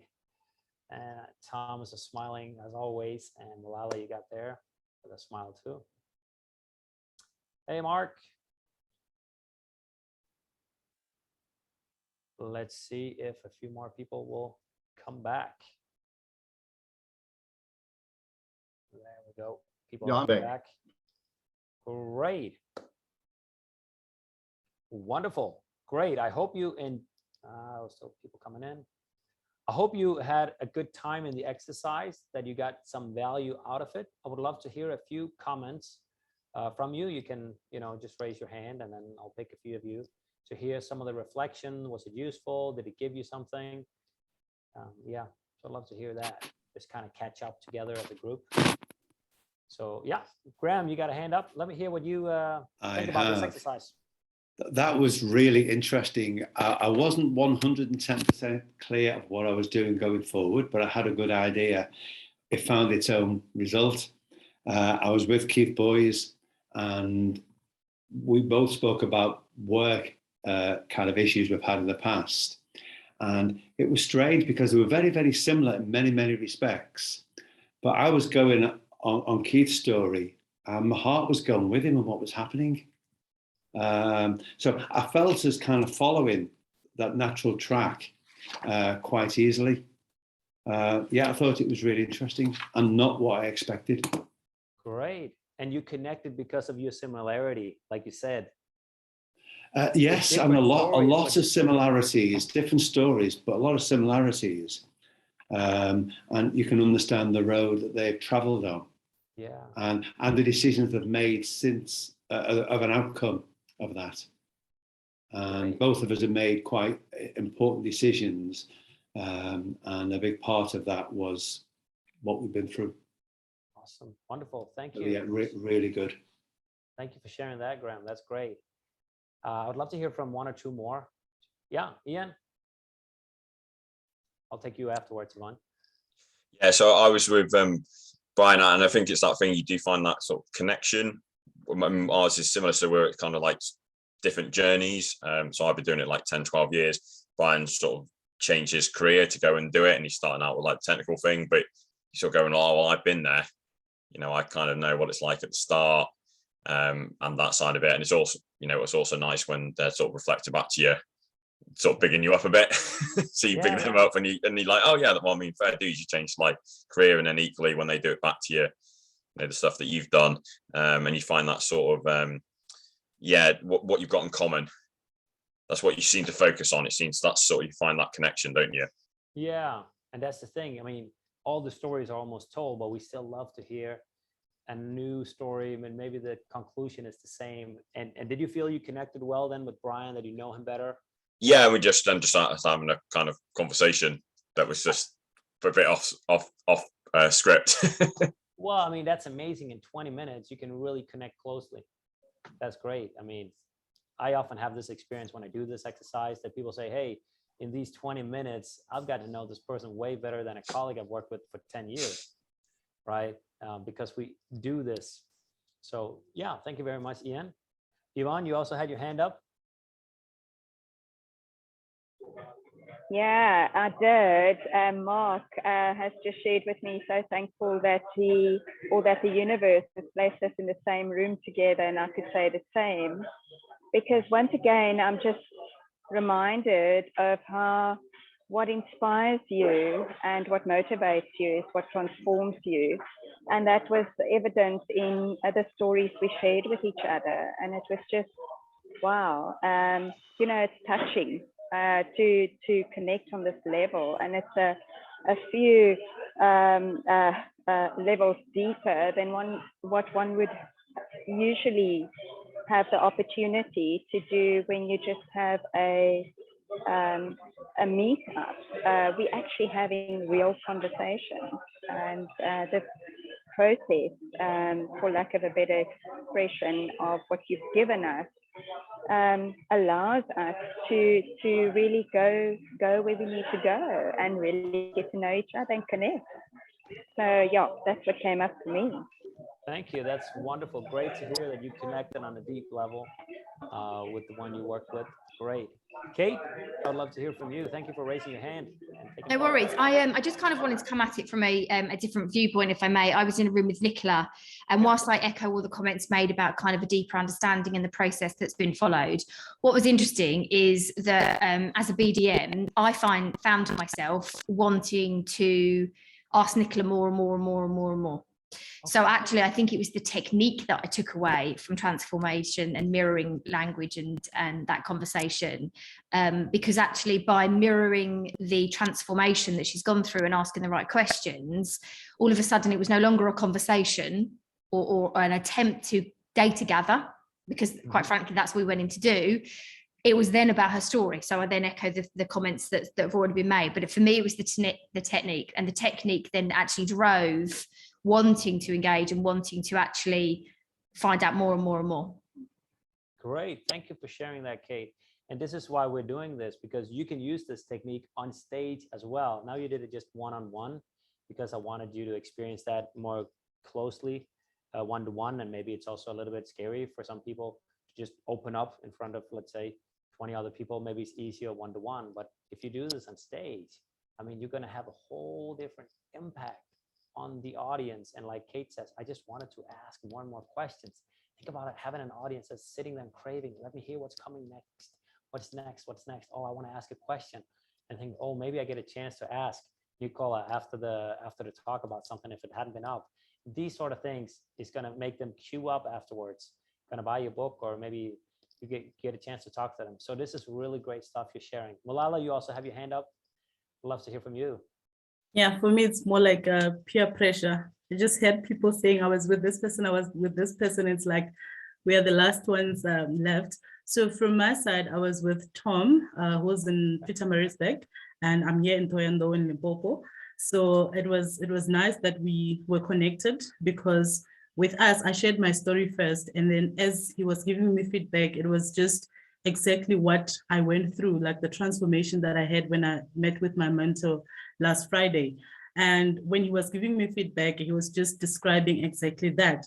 And when he shared his story, it was something that I could also learn from, because for me, we've been an authorized FSP for like a year, and he's been in that business for quite some time. So the challenge, or what he faced and got transformation from when he met with his mentors, it's something that I know that I'm going to face in the near future. But now I get to tackle that now. And after the session, when it was halfway, we were done. So we just started another conversation, and I was able to pick his brain in some of the things that they're implementing, and also the compliance side of things in our industry. So I think it was a good meetup session, and also an opportunity to learn from people that have already been in this industry. So thank you very much. Thank you, Malala. That's great. And you touch on a very important thing. That is, how do we learn? And the best way to learn is actually through stories. And now that you heard Tom's story, maybe that will work 100 times better than if Tom had just shared, hey, here are 10 ways you can succeed in your area, do this, this, and this. But now what I feel is you got touched emotionally, maybe you got inspired, and maybe that story was like, hey, I can do this too. Yeah, Tom's a little bit further, but let me follow in his step. So it's a great way really to connect and learn. Awesome, guys. It's wonderful. It's great you participate. Ask, your mic volume seems to have dropped. Can you hear me? Anybody have a problem with the mic? Please give me a thumb up if it's okay. It's okay. So we can hear you, Asker. It's just dropped a little bit. It's not as loud as it was earlier on. So that's strange. I haven't done anything. No big deal. All right. I'll tune it up then if it's possible. But great. I'll just speak up a little bit. So great, guys. I would love to, before we have a little break, here, turn that talk you had into a story that you can then share for us. And what I would love you to share, and I'll give you the paper, is share the story you have. In fact, just listen to me, because it's not, you don't even need to read it. So what you share is your story, the first part of the exercise, which is, who were you before the meeting? You were a certain person before you had this transformational meeting. And then share the journey along. What happened? Who did you meet? Which pictures did you see? What voices was it that you heard? And who did you become as a result of that? So share that as a story. Try to bring us into the scene with pictures, with emotions, the feelings. So basically what you have to do is place yourself there and share what you see, what you felt, what you heard. And then you will transport us there. And it's like you're giving us that experience. I hope that makes sense. Yeah. So I'd love to hear if anybody would love to do that, or just do it even if they don't love it, because this is training, this is practice. And the intention here is, of course, to lift you up, make you better, not to bring you down. So once you have taken the stage here, you feel more confident, more excited about taking the word and speak up one more time. So we are all here to help you succeed. And I'm not going to give you 10 things you should improve upon. I really want to help you and lift you up. This is the most important thing. And we'll all do that. So with that said, who would love to share just a 1 or 2 minute story? I know it's a little bit off the cuff, but I know you can do it. I know you can do it. You follow your gut feeling, you follow your instinct, you have it inside you. You follow that intuition. And if you say a little or a little oh, it's okay. No worries. You're going to be even more likable because there's no perfect speech. Yvonne, you have your hand up. Is that an old hand maybe? So you can raise your hand. I'll pick a few people. It's free training. The only thing that can happen is you're going to get better. Ian, you have your hand up, and Malalo. So we have already 2 people who want to join in here. So let's start with you, Ian. Let's give Ian a big hand, a virtual hand as well. This is brave. You know, I applaud. Should all start, I'll start clapping on the chat. Yeah, I'll unmute it, but I applaud everyone that takes the stage, because these are the people we should feel inspired by. The people that step up, and if you aren't ready, that's also cool. No worries. We are where we are. We're all different places in our lives, but I really applaud you. This is awesome, Ian. Go ahead. Yeah, so just think is that thing of saying yes to things. So I thought, well, that's why I'll do it. So yeah, the story that I would share would be when I got made redundant from my last role before I set up my business. So I'd sort of always been thinking about wanting to launch my own business and had kind of my idea, but I kept kind of putting it off. I actually got fired before that, and then thought I wasn't quite ready. So I'd do it, join this place for about 6-7 months, and then probably about the week that I was thinking, I could probably do this for like another year or 2. It's not too bad. I actually got called in that week and got made redundant, which was kind of the kickstart that I needed in terms of actually launching my own business and, you know, not just talk about it, actually doing it. So it was a big change to sort of become that person that is going to run their own business from scratch, starting from zero. And then just like the people that I've met along the way. So I know Keith, who is in a similar boat to me, set up a similar sort of time. We're in a group with some other advisors who are all in a similar boat, similar kind of age, and we're supporting each other and helping each other kind of through that journey as well. So it's those kind of connections that you make along the way to sort of help you with the ups and downs of everything that you go through when you're sort of launching a business, especially when you go through like a global pandemic at the same time. This is great, Ian. It's so brave. You shared twice that you were made redundant. I mean, I've also tried to be unemployed. I had a period of 9 months. This was for me, it wasn't the easiest thing to say to people. Oh, you know, I'm looking for a job. You know, this is brave. And you can use this story. For instance, if you have clients, you can then use that and say, I know sometimes we can be afraid or we can be nervous. You know, I've gone through periods of my life made redundant, you know, and then I didn't know how to make ends meet, and I got scared a little bit, you know.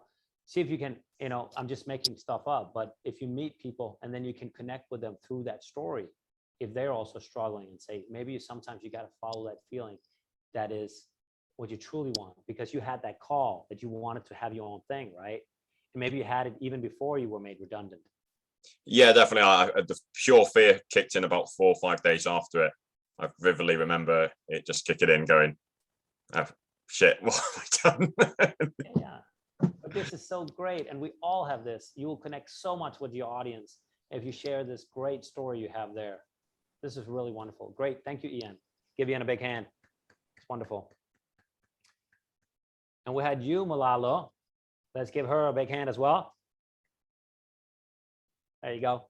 The stage is yours. Good afternoon. I'm Malalo Nematayeni. I am a certified financial planner by profession, and I'm based in Thohoyandou in Limpopo province. And now I'm going to share my story about a transformational meeting that I had with my mentor. So this happened last week. It was Friday, the 18th of February in 2020, and 2:30 in the afternoon. And in our meeting, we were discussing about how I can better position myself in my business. So my mentor shared about the 5 M's. He says it's management, it's money, it's market, it's momentum. And then the other one was the model of the business that I'm using. I've been FSP for the past year, and it's still early days. And our main vision is to take financial education to the communities. So my main concern was around the market. So when I was there before the meeting, I was just worried. I wasn't sure if I'm approaching the market in the correct way. And in that meeting, he shared about the different ways that I can look at the market, and how he emphasized on how I need to look at it on a more global way and not just local, not think about focusing on the people that are here in Limpopo or in Thohoyandou, but think South Africa as a whole, and also look at the other neighboring countries as well. And from that meeting, I gained confidence. And after that, I also managed to make contact with the different stakeholders that I can provide this financial literacy services to. I now have a engagement with the students in our University of Venda that is happening next week. And that was simply because of that push that I got in that meeting. So for me, it was total transformation, and it's something that I'm applying on my day-to-day business. And we are going to teach financial literacy to 1 million people. Thank you.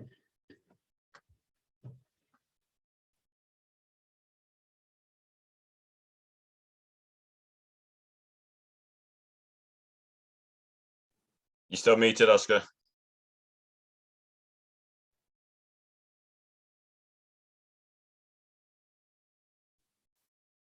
Somebody unmuted me.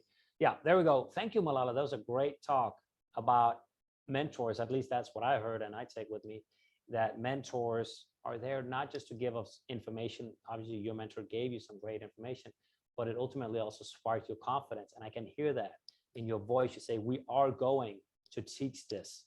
And I don't know if you said millions, maybe you said that. So this is just, you had that conviction in your voice. So this is a great story about, you know, maybe having a mentor, maybe following a system. And I can, you know, I believe in you because you believe in yourself. And this creates a whole new dynamic in the talk. If it's, well, yeah, we'll make it. No, you had that feeling. So this was a really powerful thing you had. Thank you, Malalo. Thank you. There were a couple more people who had the hand up. Is that right? We can take one more and then we do a little break. The nerves on my side. Oh, that's okay. You're beautiful. No worries. You did fine. You know, no worries. Yvonne, you have the hand up. That is great. Love to hear from you, Yvonne. Yes, right. So where do I start? 6 years ago, I lost my mom, and it just stumbled me into the darkest of dark places. And so much so, I couldn't cry. I couldn't express what was going on for me. My poor family didn't know what was going on. And just before she passed, someone sent me a clip of a young artist. And the music that this young person sang just touched both her and I. And I remember how her face just lit up. And it stayed with me for some time after that, and I could never find who the artist was until 2 years later. And even at that point, I was still in a very, very dark place, and I tumbled into nearly a state of depression. And my daughter sent me a clip of the same person, and it was the song, and it was the artist, and it just ignited something significant in my life, because and as this young person says, we are what we love. And I love music, and I also love dancing and movement and expression through music. So even though from an emotional point, I wasn't able to articulate and let go at the time, that made me vulnerable enough to do so. And for probably a month and a half, I cried. I didn't stop. So what that did is it released me from being so serious and not seeing any joy or happiness in my life, which is not who I am. And it allowed me to invite happiness and joy back into my life, so that I could start dancing again, competing again, so that I could start tapping into what's important for me. And yeah, and just, so today I follow this young man. He's now 27 years old, and he's the greatest singer in the world as far as I'm concerned. And yeah, and it's not just about his ability to sing, it is actually who he is and what he brings to the world. And so much of that resonates with me and who I am as a person. And it just reconnected me in a very transformative way in everything that I do. So I'm relatively carefree. And as I sit here today, Razan will know I'm sitting in Mauritius, working from Mauritius and having the greatest time. So it shows you anything is possible. Yeah, and I just love life, and that's my story. Thank you, Yvonne. That's a beautiful story. Very nice. And I definitely take something with me. I got touched. Yeah, I felt something. And I also did with you, Ian, and Malalo. So this is the ultimate test. Does people feel something?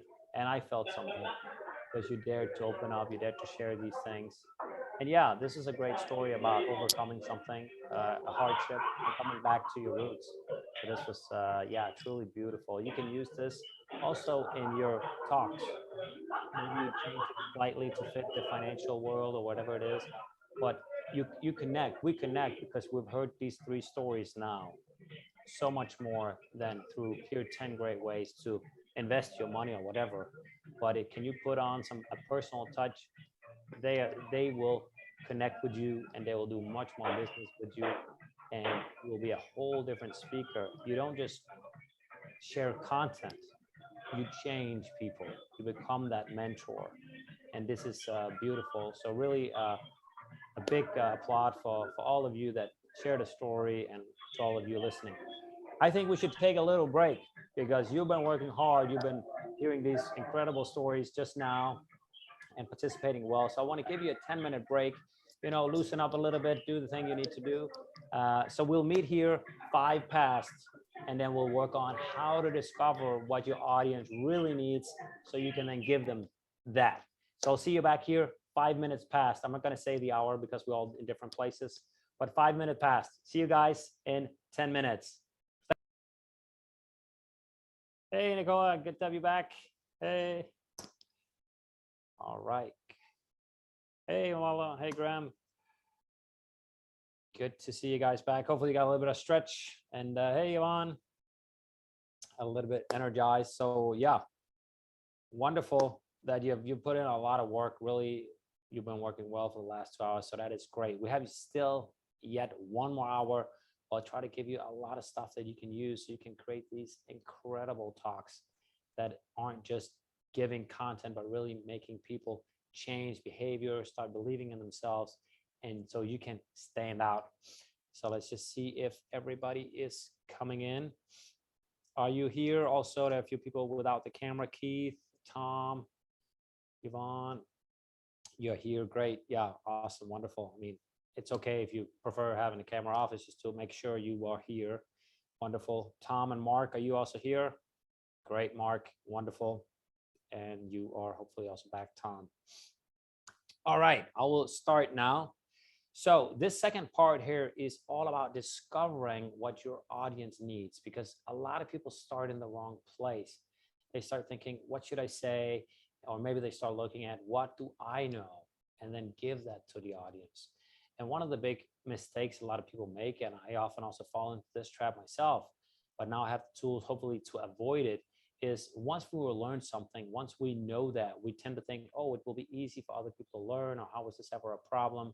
But if we go back in time, we're like, yeah, okay, that was actually pretty hard back in the days. Now my daughter is learning how to read and write. That's a struggle. And now we're thinking, how could that ever be difficult? So we need to change our role and not see ourselves as a speaker necessarily, but more as a mentor. And what is the role of the mentor?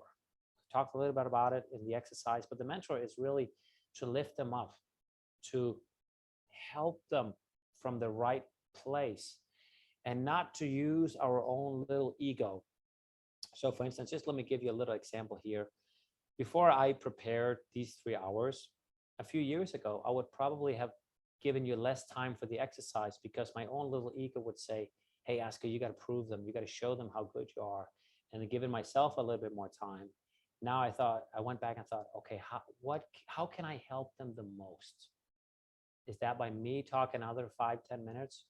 Or is that by actually giving them time for an exercise where they do have some time at least to kind of get through the main things? And I thought, it's probably the exercise, giving them a little bit more time that's going to help them even more.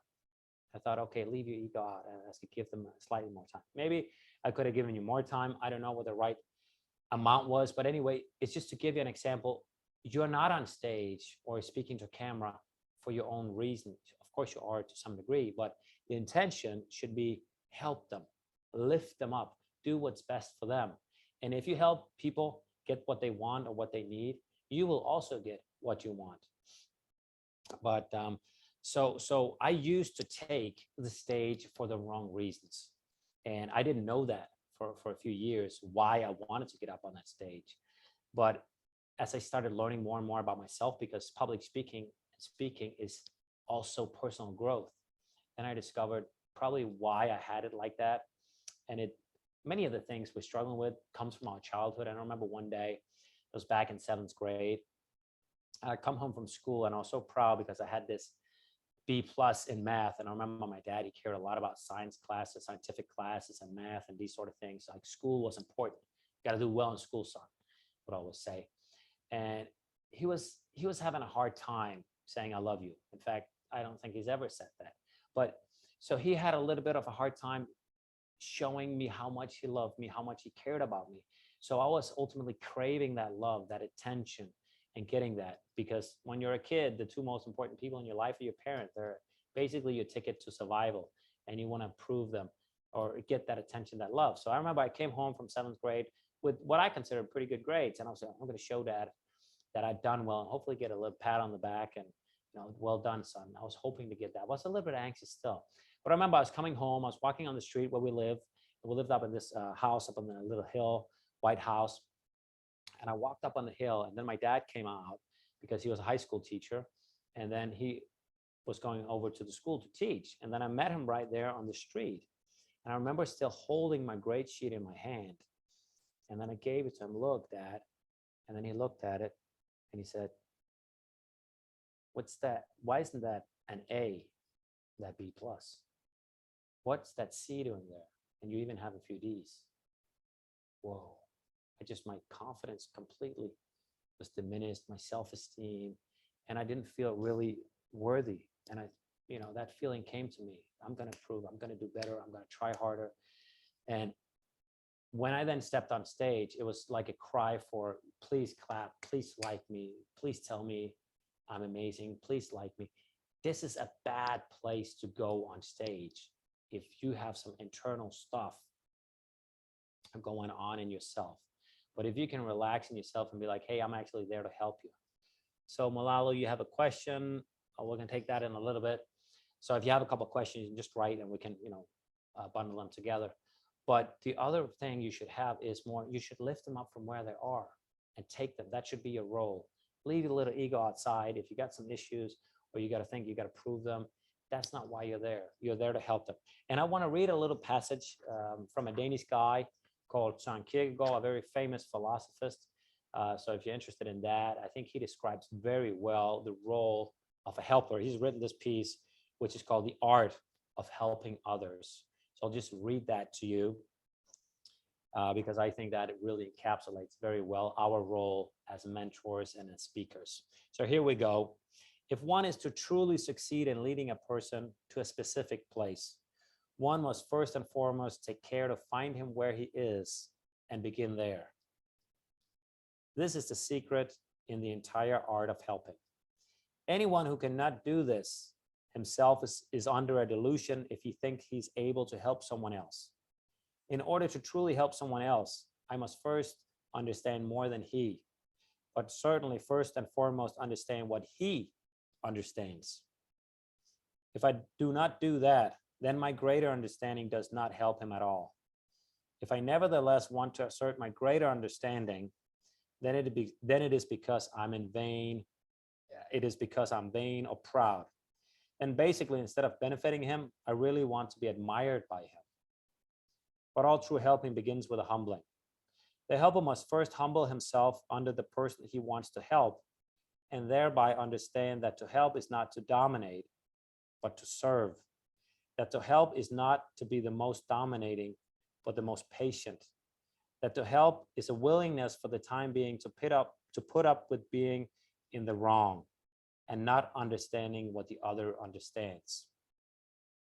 I hope that made sense. So really our role is just to, meet them where they are and take them from there. So let's say you have a client that's just struggling to get enough money to pay the rent at the end of the month. Maybe we shouldn't start by saying, oh, this is how you make a long-term investment and make millions, right? Meet them where they're at. Maybe they have some personal challenges, struggles, whatever it is, but just basic needs. Meet them there, because I know you know a lot more than the people you work with, but meet them where they are at, and then you lift them up from there. So we got to go down there and carry them. It's kind of like going up to a mountain. It's better to go down and pick them up and then, say, hey, here's a good place to step. Here's a good first step, rather than standing on the top and just like, hey, you got to do that and that and that. If that makes sense. So you follow them along and do that humbling. And that's one of the reasons why I also said we have to, before we go on stage, ask ourselves, why do we admire our audience? There's always something beautiful about them. The people, the person living on the street, there could be something, if we knew his story of like, whoa, really? You've been through that? Wow. Amazing. You're still here. You're still fighting. You're still, putting in that effort. Maybe it gives another respect and then we meet them more as equals. So I think this is really the role as a mentor. And if they can feel that, you will be a totally different speaker than if you come there and just say, I know all this stuff. Let me show you how to do it. That is a little bit, you're putting yourself above them. So meet them as equals. This is the advice I have for you. So I'll give you this framework I call the speech compass, which is really the foundation for creating your talk. So you don't start off with what should I say? What do I know? But really just asking yourself a lot of questions to go through them before you start developing your talk. I remember back in the day, so I would probably, if I had to make a presentation at work, I would probably go out and ask a few colleagues, oh, can you give me your PowerPoint slides from your last few presentations? And then I'll probably make a few myself and then bundle them together. And then all of a sudden you have some sort of presentation. Yeah, I'd probably survive that. But I didn't go back and really discover, okay, this is where the audience is at right now. And this is actually what they need. Just trying to brainstorm and put a bunch of stuff together. So I want to give you a framework called here the speech compass. So you have the best possible tools to then gather the information you need and share the stories you need in order to create a change and not just provide information. So every presentation is different and you need to think about your audience. One of the things you need to be thinking about is, who are you presenting to? Maybe it's a large audience. You won't be as such presenting to everybody. For instance, when I did my PhD presentation, my mom, my dad was there, my brother came and a few other friends, but I didn't present to them. I only presented to 3 people, the people in the committee that was going to either give me my PhD degree or not. Those were the only people. Now, there could be other situations where you might be talking a little bit more to other people. Maybe there's a decision maker where you want to say, okay, this message should be tailored exactly for him. And then hopefully also the other audience gets it. So the first question is really thinking about, who is your audience that you will be talking to? So how do you then get to know your audience? There are a number of ways you can do it. One of the ways is, of course, you use your experience. Hopefully you have worked with people similar to them before. So you go back in the past and look, okay, what trouble, what challenges they really have. And you think deeply about them. So you use your prior knowledge. Some of you have been in the field for a long time. You can use that. Some of you are newer, but you still hopefully have a little bit of experience. But there are also other ways if you aren't that experienced. to do it, but use your prior knowledge. Another way to really discover what their needs are is to, if you can, send out a survey. This little quick little survey, you can use surveymonkey.com. It's for free, and just make a little survey, 3 to 5 minutes. If you send them an email and say, I want to make the best possible talk for you on, let's say, Friday, it would be a big help for me if you would spend 3 to 5 minutes filling out the survey, because then I can tailor it exactly to you.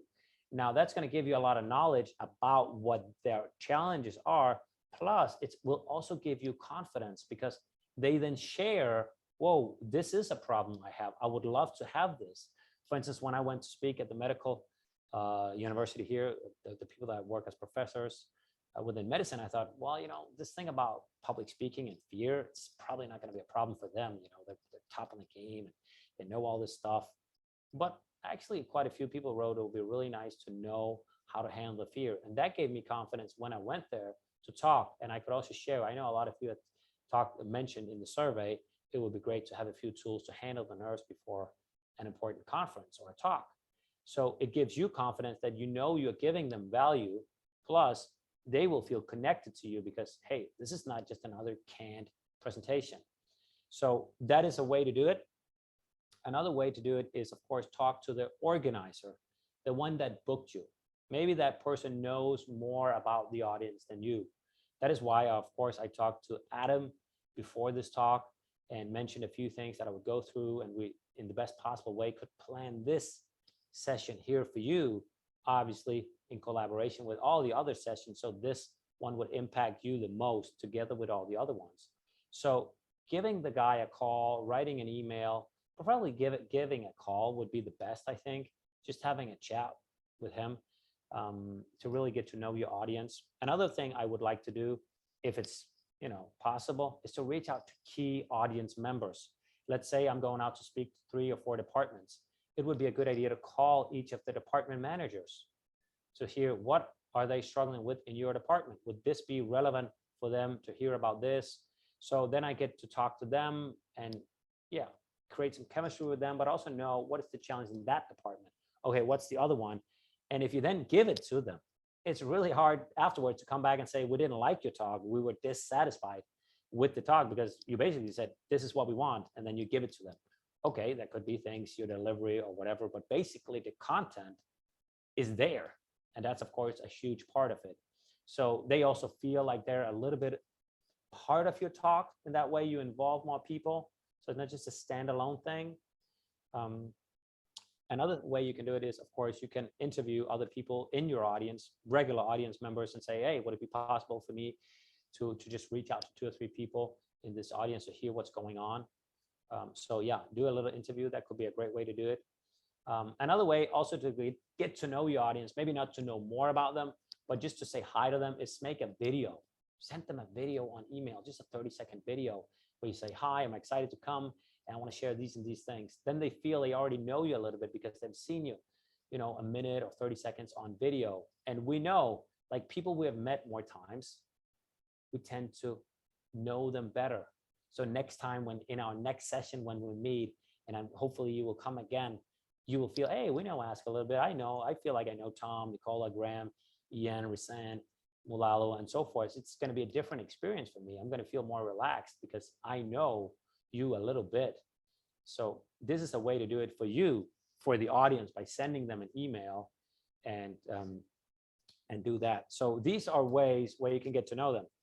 But now let's dive into the speech compass, which is just basically a bunch of questions, which is in the middle. The compass, what you should be looking for is, let me just go through it, Adam, and then we can show it afterwards.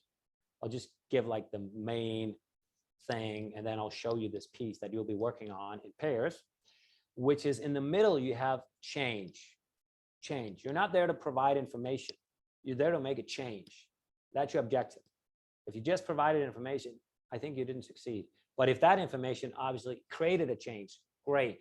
So in the middle, you have change. Stop just providing information. Make a change. This is incredibly important. So that you have in the middle of your compass. And then we need to figure out which direction should we go, north, south, east, west, or whatever way should we go there.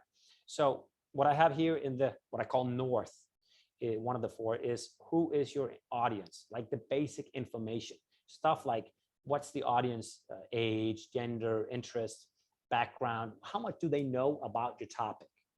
Like all this basic stuff. So you probably want to, you know, it's good to sit down and think, how much do they know about this topic? If it's a high school kid, you're probably going to start another place than if someone has been in your industry for 20 years, knows the terminology and all these sort of things. So getting that in, and actually also figuring out who is your audience. Are there particular people you want to tailor it more to?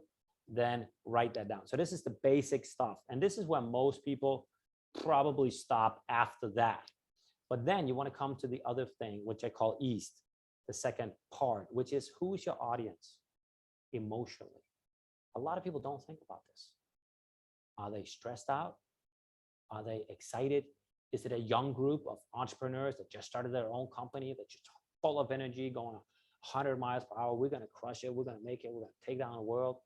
Or are you going out to speak in a department, let's say that got a new financial strategy for the third time that year. And the people in that department are just thinking, oh my God, I don't know what is important in my job. How should what's my key role here? Because third strategy in a year is just totally overwhelmed. Then you meet them in a different place. If you know, well, they're stressed, they're overwhelmed, they're insecure, then you need to create security. Because if they're not feeling secure, how can you ever move them forward, even if you bombarded them with information? So this is who's your audience from an emotional perspective. And then the second question under emotions is why and what do you admire them for?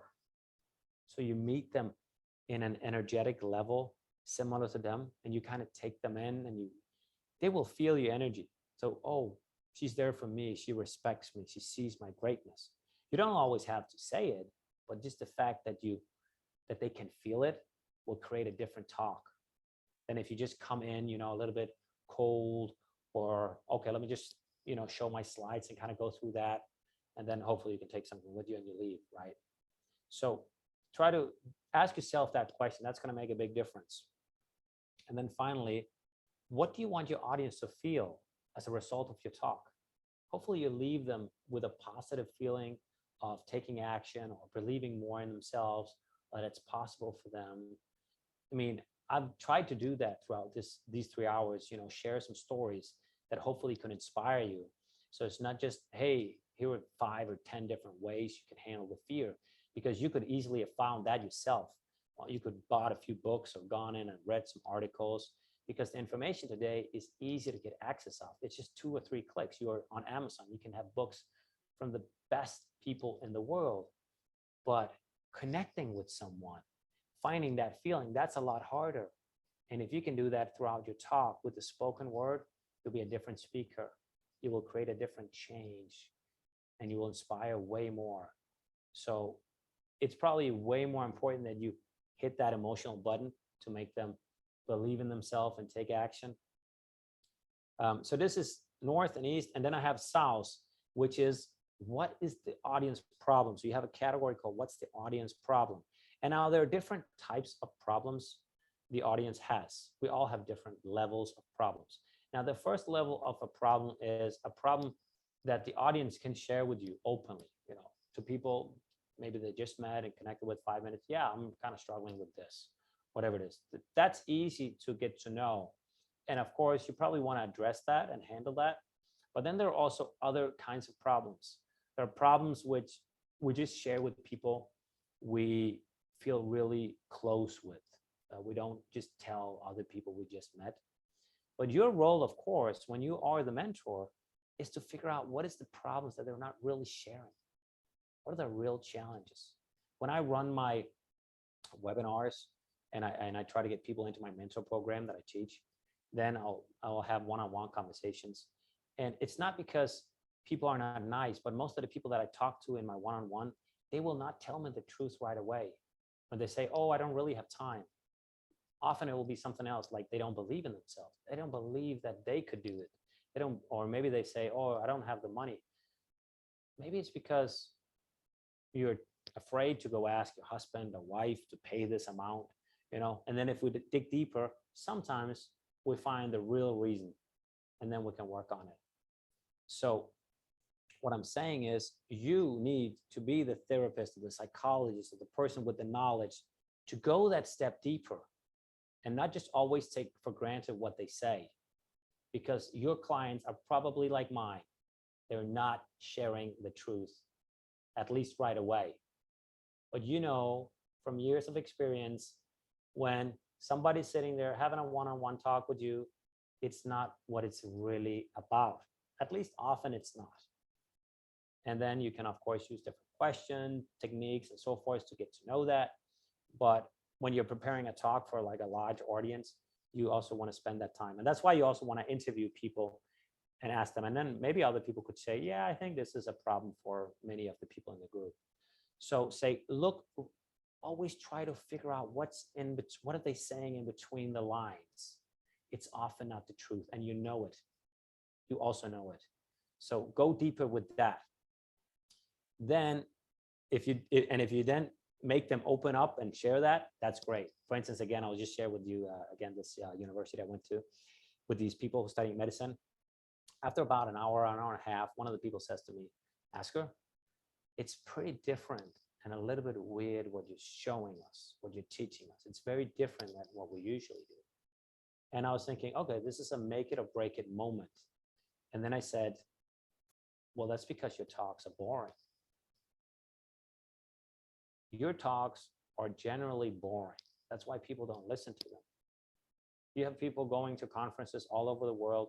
Maybe someone went to Singapore. I said, when you went to Singapore, isn't it true that about half, maybe even 2/3, look at their screen and not up on the stage? She's like, yeah, probably true. Most people, you know, so that's a pity, isn't it? You go all the way from Denmark to Singapore to check your email. Well, if your talk had been maybe a little bit more interesting, fun, they would have listened more, looked up.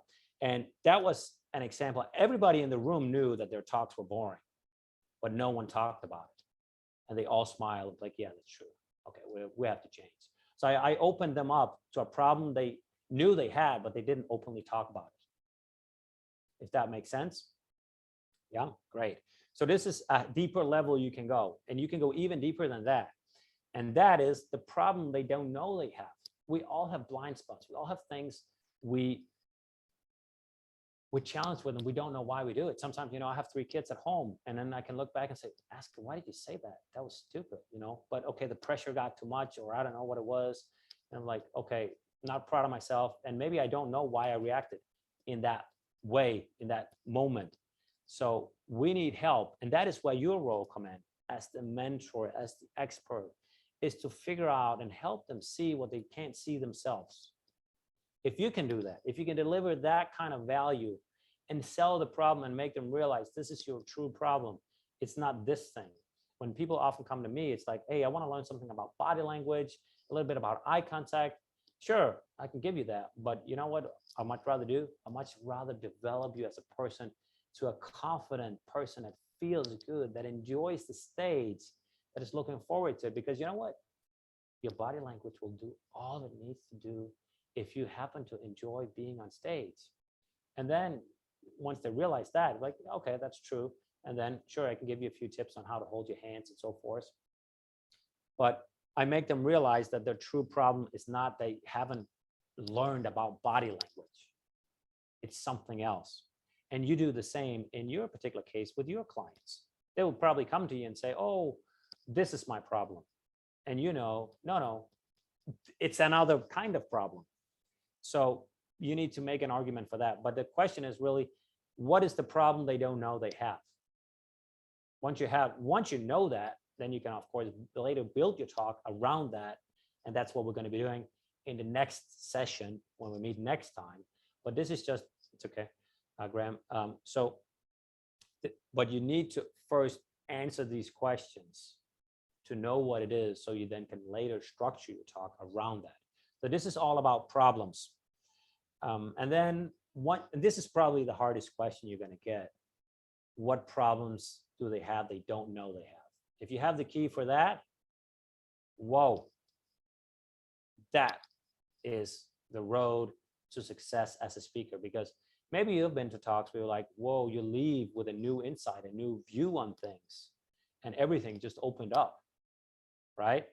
Because I thought for many years it was like, oh, you got to learn how to stand and use your body, all these sort of things. I thought, and then I learned really it's all about me. It's all about the stuff inside me. So the second or the last one, which I call West, is called solutions. So now you have figured out what their problems are, then it's the solution time, because that's obviously what you want to give them.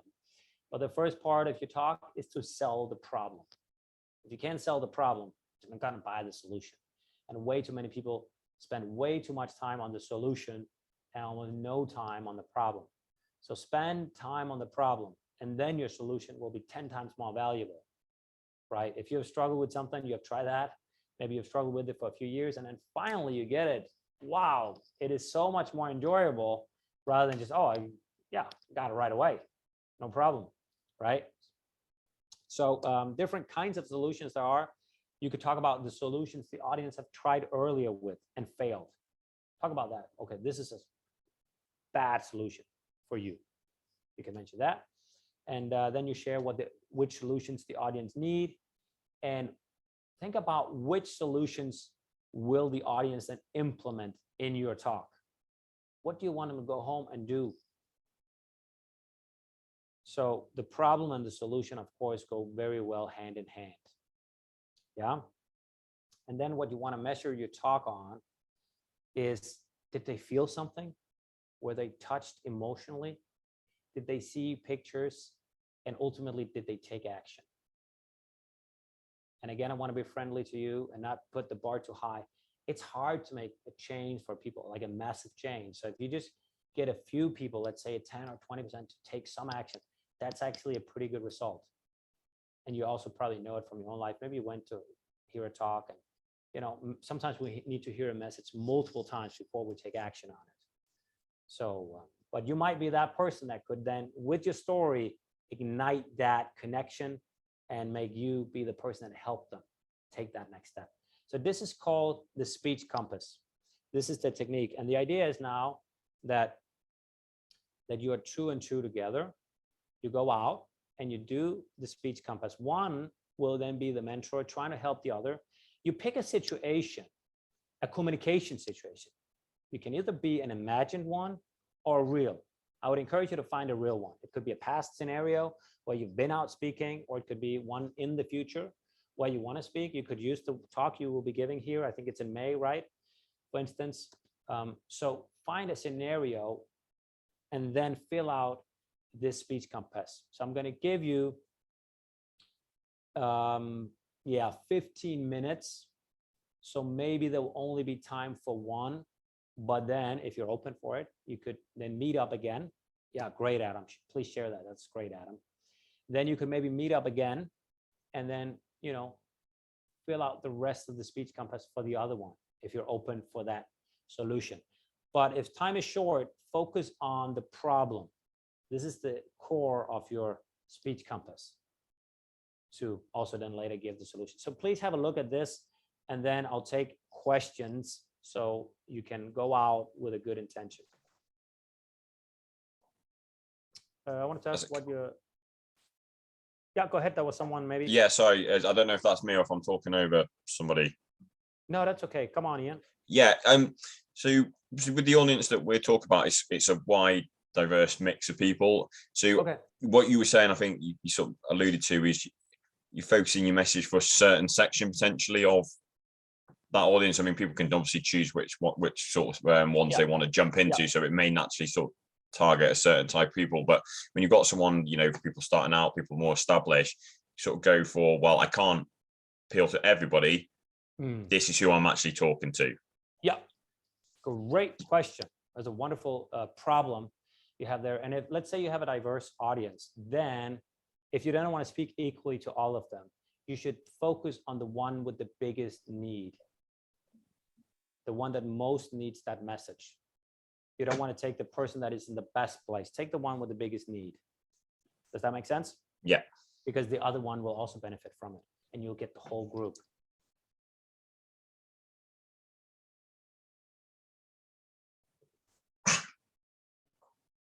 And then you had a question here.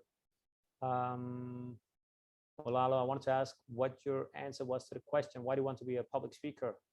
And thank you for sharing. Well, for me, it just does something to me. It makes me happy when people change and go out and live their dreams. I was always too rational, but now I just like follow that gut feeling that makes you happy. It didn't make me happy to look into a screen. So for me, it's just been, this feels great. And hopefully you have some sort of similar feeling when you work, that of course you look in the big picture and can see it makes a difference, but I'm sure you also feel it, hopefully, because for me, that's been the difference, that I feel it. And all right, Yvonne is leaving, but let me hear from you if you need any help. Give me a thumb up if you're okay to start filling out this one. Yeah, Ian is good. How about you? I just see a couple of people. Nicola, you're good. How about you, Tom and Rizan? Yeah, you're good. So Adam, I think we can send them out in the groups, and I'll give them 15 minutes. So that means we're meeting back here. What time will that be? That will be back in 53. All right, 53, we meet back here.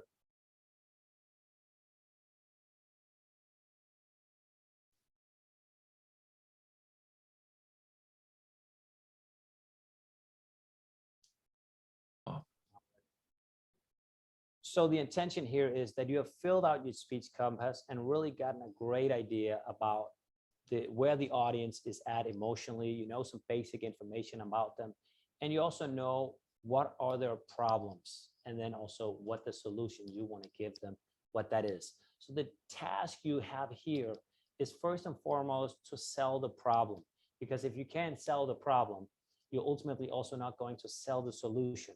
So the task here is to share a story which can then make the audience realize that it's a problem they have. They have a problem they don't know they have.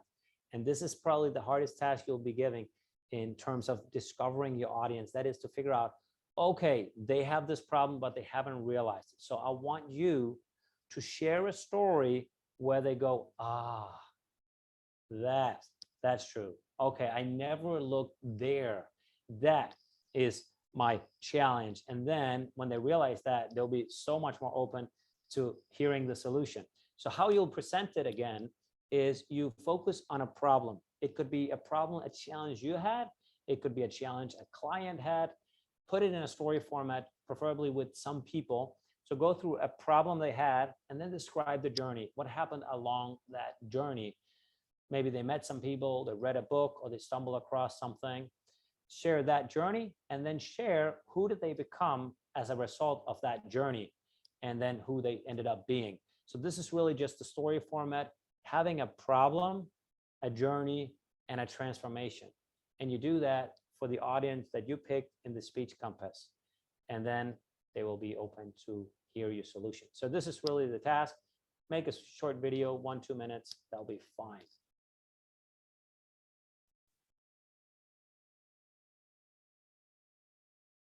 Hey, Kate. Hey, everyone. All right. So you are back, and I see some smiles, so that's great. It's always a little bit different than when it's a physical state. It's a little bit harder to feel. Is it working? Is it not working? What's going on? So I'd love to hear a couple of comments about this exercise. Did it give you some value? I know it's probably too little time, but anyway, a few comments, thoughts on this, doubts as well. Tom, you haven't raised your hand.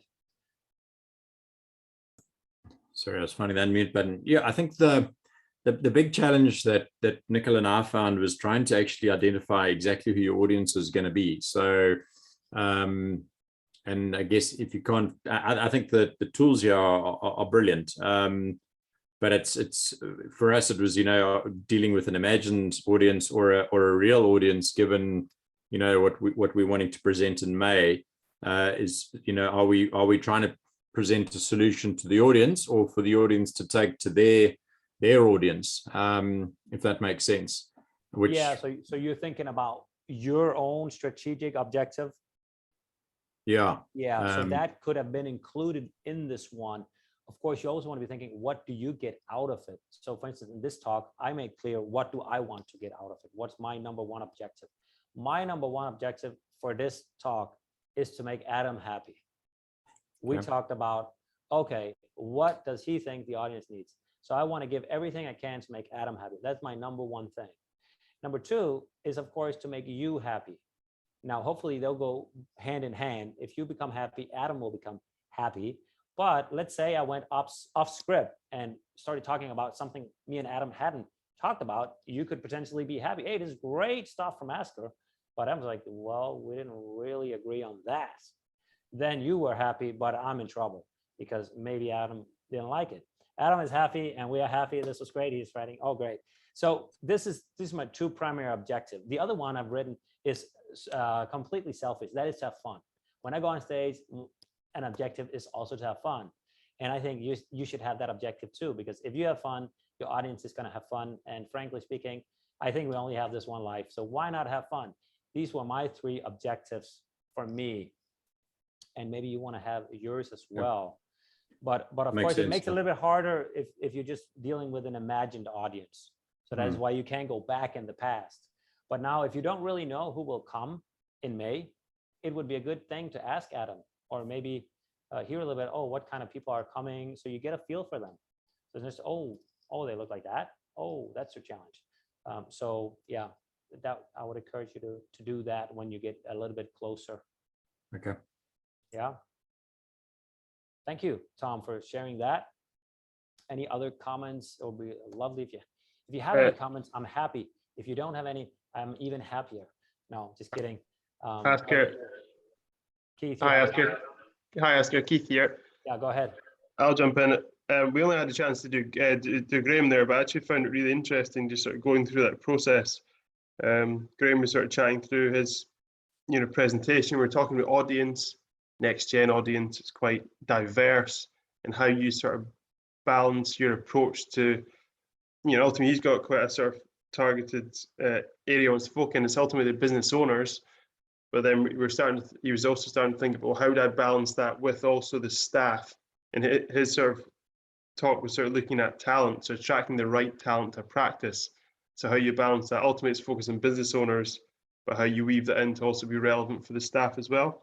And we're just talking about there how we had a good conversation about his personal experience when he was in Dubai, and he ended up perhaps not in the right job, and how he could potentially weave that into that to give that good sort of emotional element, which is also potentially relatable to other people, and then weaving that into sort of finding the right talent identification approach, I guess. I'm speaking a bit for Graham here, but that was a sort of summary of what we're chatting about.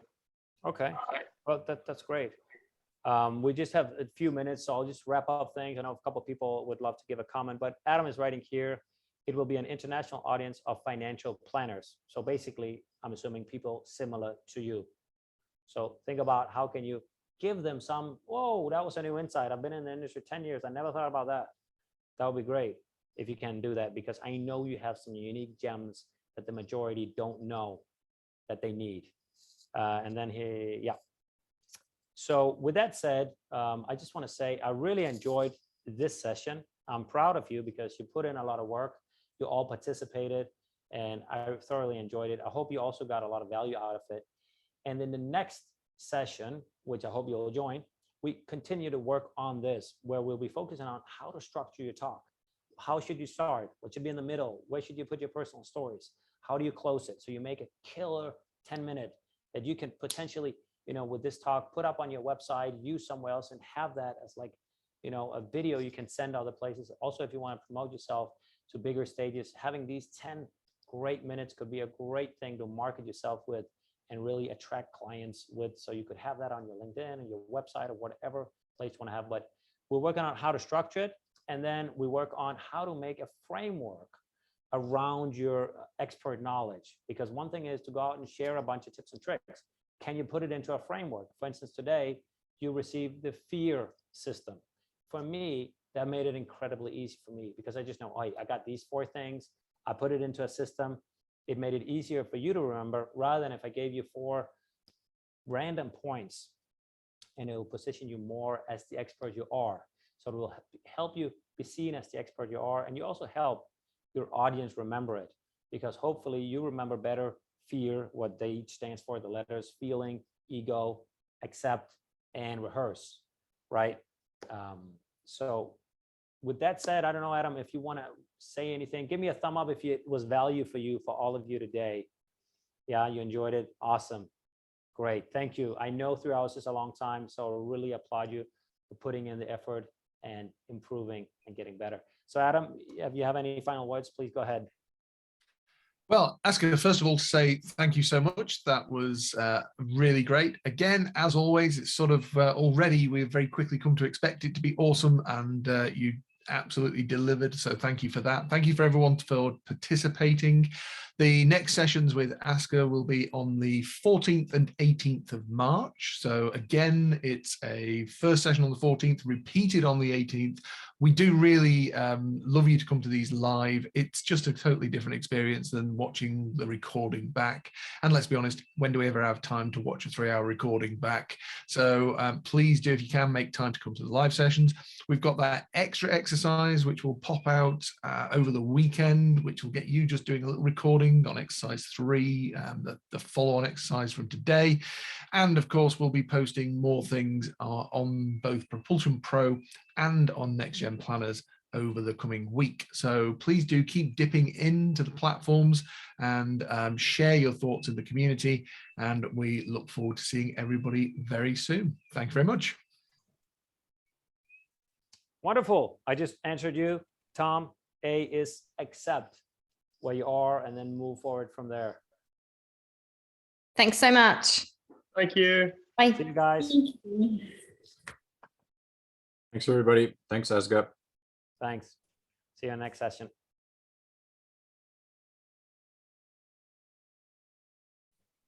All right, Adam. Asker, Thanks for thank doing you a so great job. much.